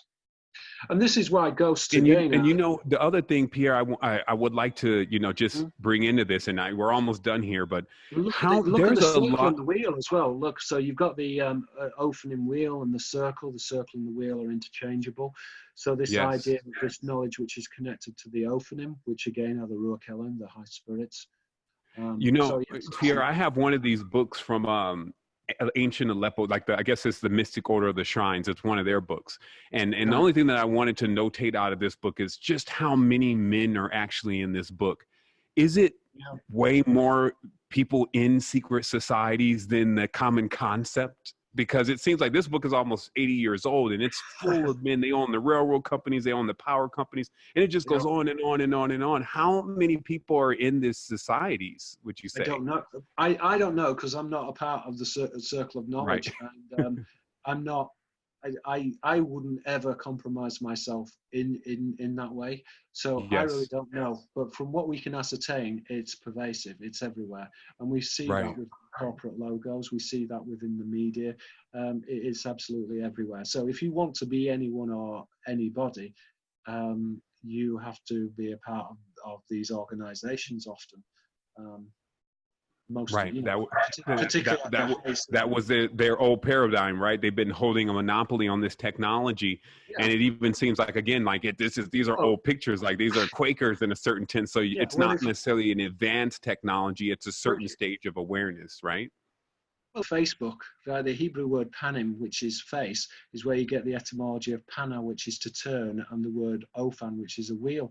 So when God is talking to Moses, the term is used face, but the word etymology is related to turn, which is related to a wheel. So the face of God is actually a wheel, opening wheel, Wow, which is to it. that's incredible, because even when I came into that awareness of the words, when I wrote the book, The Code of the Matrix, it Yeah, it's a very good basically book. was I read explained to that me that since. it was turning wheels in my mind, that my mind had previously a broken wheel because of the language and not being able to connect it.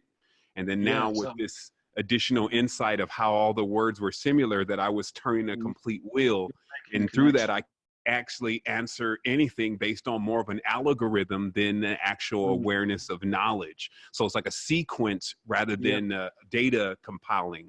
And I think yeah, that's yeah, also the future of future of storage of data is more of storing it in sequences that can be unpacked rather than large bits and bytes that actually amount to large amounts of data. It just is just algorithms. yeah. So wow, Um, I guess yeah, I think that's very interesting. Yeah, and again, I think we'll move away from this kind of like binary system, and probably yes, will introduce at least this third element, this potentiality, where yes, it's neither one nor the other. It's so again, yes. Somehow a synthesis, right? this quantum computers. Okay, I guess somebody may have took over the screen. Okay, so what we're going to do is that I will say, you know, this has been amazing for me, you know, as far as being able to connect in. I had the initial sound issues. I was a little bit concerned about not even being able to get in and ask some questions and even Yeah. mediate the conversation from a level of getting just your awareness out on the Mm, table, because I feel like you have so much information. I mean, it's in the volumes of your book. yeah. So getting you to speak towards specific things Mm, is also necessary. And so I look forward to our next build where we can do that. Maybe please. we go on Right. YouTube Live and give some love Brilliant. out there. I'll also, you Let's know, get I'll some talk to you about this, but maybe with your permission, I'd love to get this on the YouTube so people can get their minds fantastic. Yeah. blown for a minute, but then seed it back into their consciousness Mm, about, you know, hey, this is big time. Like either you're going to it come up is to the big time. plate here I mean, or we're not. somebody else is going to go This, ahead. you see, this is the thing as well, and I think this is particularly in terms of the scatological tradition, this tradition of angelic vessels, which is this classified tradition, classis and naval fleet. It's been hidden from humanity for a long time, and in terms of deconstructing religion, relegatum, or a vessel worship, which ship is a boat, it's really an important component, and it underscores everything. So you cannot understand the religious tradition without understanding the scatological tradition. But unfortunately, it's a classified tradition. It's a hidden Mm, tradition. The naval tradition is a classified tradition, but it's found in all cultures. It's universal. And so the concept of the angelic sailor, and I know kind of it was bandied about for many years, like with Van Duyniken, but it was never tangible. His ideas were philosophically interesting, but that was it. But this, Yes. we can we can be scientific about this, and this is important because academia is scoffing at this, but yet they don't understand the tradition of the angelic sailor, and it's so integral to decoding the ancient scriptures. It's integral to understanding everything, the origin on this planet and everything. And so there has been this systematic attempt to undermine this within academia. I don't actually think that the Illuminati are too bothered what the general man thinks. They're more bothered about what the academics thinks. They're more bothered about the people who push the buttons, the administrators, the people who control and steer ideology. They're the ones who are interested in. And therefore, this is why there has been the systematic attempt to undermine this subject, which is a very serious subject and should be taken seriously within academia. And so I think programs like this is really helping to hopefully to re-educate the general population, so that when we start talking about things like ancient aliens, people are not going to begin to scoff and laugh at themselves, but take it seriously, because the tradition which goes back into the ancient world. As we said before, this idea of abduction is not a new idea. It goes back into the ancient languages, and it goes back to the scatological tradition, which is essentially going back to the tradition of flying saucers. This is no longer speculation. I have proved this within my books. Before, we just didn't know, but I have demonstrated this within my book, that the angelic sailor is linked into the ufological tradition. We now know this to be a fact, and it's pivotal to understanding everything within the religious and mythological tradition. And it's not known about. People in ufology just don't know about this. Right. You know, it's almost like they're there to distract from it. Like they miss the mark completely. They take it either literal or over spiritual, but no research, no foundation. So it puts it into the quackery kind of aspect, or the conspiracy theory type of aspect of thing, which is exactly where they would want it, because it keeps you from dissecting it fully, which locks us out of the mysteries. And there it is. Exactly. I mean, you know, my son has got more subscribers than me. You know what I mean? This is how bad it is. It's really, but yeah, this is so important to understanding everything, because it's going back into so many different traditions in terms of our knowledge base. Human beings are suffering from amnesia. We are suffering from amnesia, and we need to learn about this, because there is this occult has rewritten everything. And it's rewritten religion, it's rewritten mythology, and it's concealed behind who I describe as the disciperati, the deceivers. They are these custodians of this knowledge. They are the protectorate of this knowledge. And they know about this knowledge. Whether you're in Japan with the Utsu no Fune, which are these guarding the shrines, which are symbolic of these hollow ships, and not Utsu no Fune, which is a hollow vessel.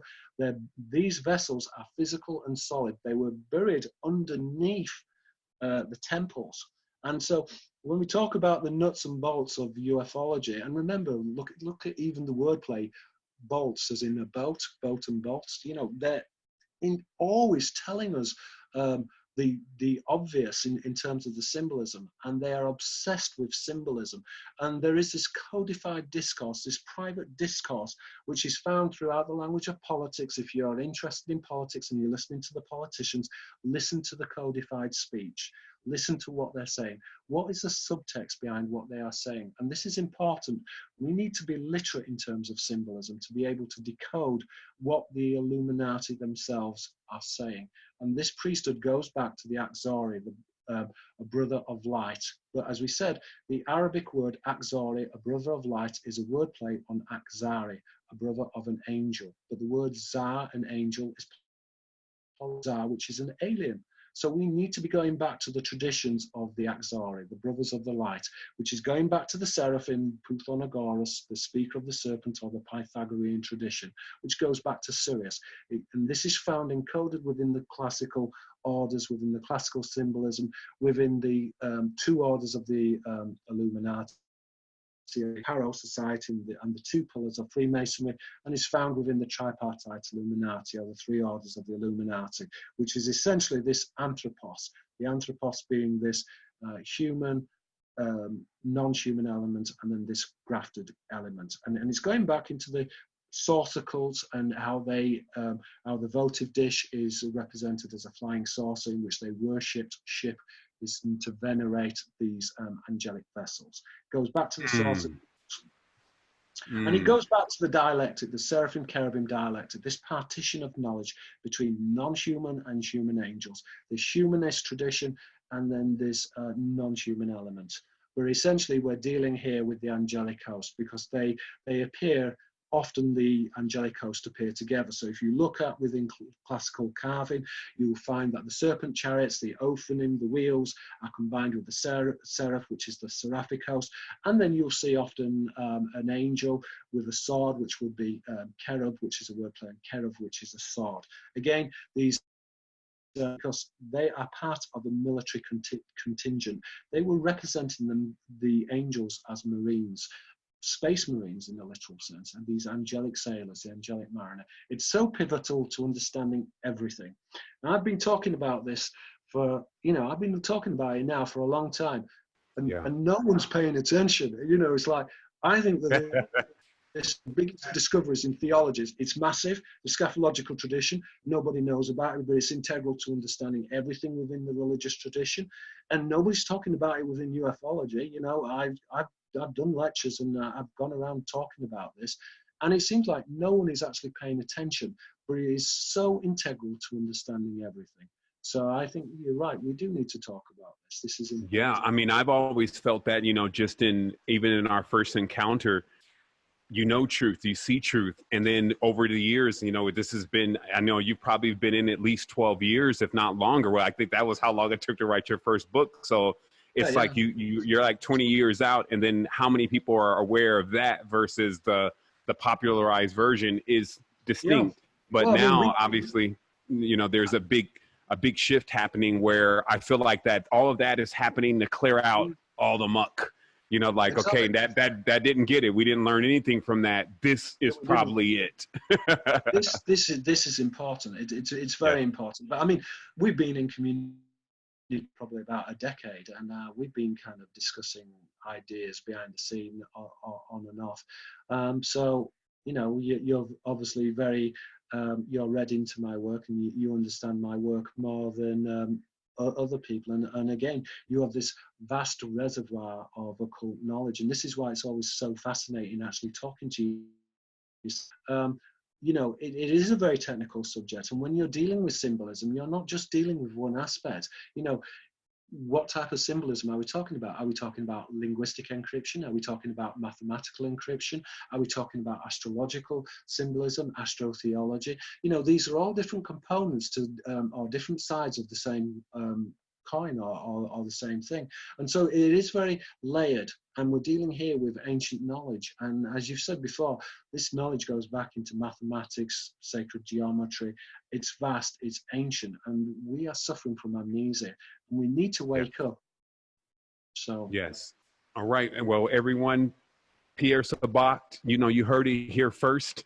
And definitely, that this is that grade A. Like I can say from this conversation, there's been a lot of demystification of so many things, but there's also been an opening up of a new level of knowledge and an awareness that will empower. Like it's personally empowered me to always stay stable when I see people going off in this other direction that they don't understand, because this body of knowledge kind of explains already what they're going into. So you're not wasting time. So there's much to gain from this. And again, we'll share the website. I'll get this up on YouTube so that way others can check it out. I feel like that we dive through a nice variety, a good taste of what is actually here to really be expunged upon. But if you want to get the full body of knowledge, definitely look at the book. Pierre, is there anything else that you wanted to say to anyone that's here today in relation to the subject? And just open that last statement. Okay. In terms of my book, I mean, I wrote two books, The Merge of Reality, which looks at the occult tradition of the serpent, and then Holographic Culture. I think if somebody's interested in buying a book and they're unsure which book to buy, then I would recommend A Holographic Culture, because it's really a synthesis of all of my ideas, coupled with the fact it's about 100 pages longer than The Merge of Reality. So in that respect, it's better value. But holographic culture is really a synthesis of my ideas over 15 years, actually maybe longer, but it's a synthesis of these ideas, and it really goes into the scaphological tradition, the study of angelic vessels within the religious and mythological tradition. So it looks at the ideas, for example, of the saucer cults, how the saucer cults control everything, how there is this partition of knowledge between human and non-human angels, which is the seraphim cherubim dialectic, known as the Pythagorean Euclid dialectic within classical philosophy. And so it really covers lots of different areas. It looks at all different types of symbolism, whether it's polymorphic symbolism, diptych paranomasia, which are word plays from one language into another. So it really gets into the language of symbolism, or illuminautics is what I describe. This method of deconstructing the language of the Illuminati. And so, you know, if you really want to try and understand symbolism, it's a real good pointer or a base to really begin to understand this, because I've had to invent a lot of words, because quite frankly, there aren't the words within the English language to describe what are happening within the symbolism. So Right. I've had to appropriate words from the Arabic and the Greek in order to describe what is occurring, in order to describe the artifacts, which is this alien code within human language. And so I think, yeah, holographic culture will serve many of your viewers very well in terms of understanding the scaphological tradition and the I like that too, because when you understand etymology, you see that there are literally missing words. Like you're like, hey, there's supposed to be a word here that would just be a conjunction of these two words. And that's why anytime you say these words, they sound like words like panspermia, and these words like they ring as, because, you know, sometimes you could say a word and then it's like something's convulsed. It's like a convoluted something going on. And then sometimes you say words like, wait, why doesn't that word exist? It's supposed to exist. And obviously in the hidden languages, it does exist, and it's just a part of the code being removed. So it creates a gap. I'm also very interested in subliminal use of language and words as well. And this is used often as well. Yeah, they say even body language is the point-to-point system of confirmation that goes on between humanity that we're often unaware of, because the way the consciousness actually sees, even when you walk in a building, some people actually shift different and sees things different, and your consciousness picks up on all this and already begins to interpret the space it's in. So lots of stuff going on the hidden languages. And I also want to say, if this is going across live, it'll be going across live air, so it may not be any links in. So I wanted to say, if you're looking for the book, it's at Pierre Sabak Books. That's Pierre Sabak. Yeah, they can Google it, but exactly. I'll spell it out for them. Sometimes, you know, there's some confusion. So it's PIERRESABAK BOOKS.com. And so you can check out that website, and then you'll see his works. And that's good. Let's get it on the camera. No, it's frontwards, but yeah, there it is. So you see it on the screen, you've heard it. And wow, Pierre, so thank you so much. Just sending love to the family also. You know, even the families in this, I'm sure the wife and everybody has been just as enigmatic in this growth, right? Like we always, we want to recognize them and give honorings to them too. And thanks for even sustaining you through this purpose. I also want to say thank you to, you know, all of our ancestors, you know, in building this DNA. You know, I feel like when we get our bearing on all of this, that we'll have an amazing existence. But it's a challenge before us now to actually do this, not only for ourselves, but also for all the humanity. So thank you for standing in the gap. To be honest, Stefan, I see that I have a lot in common with you. We're both men of knowledge. All our lives we've been pursuing knowledge, and this is important. And so so thank you again. Absolutely, Pierre. I've always recognized that connection. So me and you, we run hand in hand. We've done this before. So it's just the thing of bringing humanity into this stage of awareness and what it's going to create for all of us in the future. So I'm going to do everything that I can to make sure it gets out there. I'm finally glad that we got a chance to get this in. Right. And also we went through some very tantalizing stuff. So I'm sure there's going to be some people that check back and be like, well, I need to get the rest of this. So definitely I look forward to our connection. Thank you so much. And if you ever want to talk again or do this again, I'm always available. So just email me and we'll chat again sometime. And Oh, good luck with okay. your project and your work as well, because I know that this is very important and you're getting a lot of important information now. So I'm really, I'm very pleased about that. I'm very glad. I'm very optimistic. I'm quietly optimistic. I do think that there is an awakening. And I think also that people are beginning to wire into the circuit as well.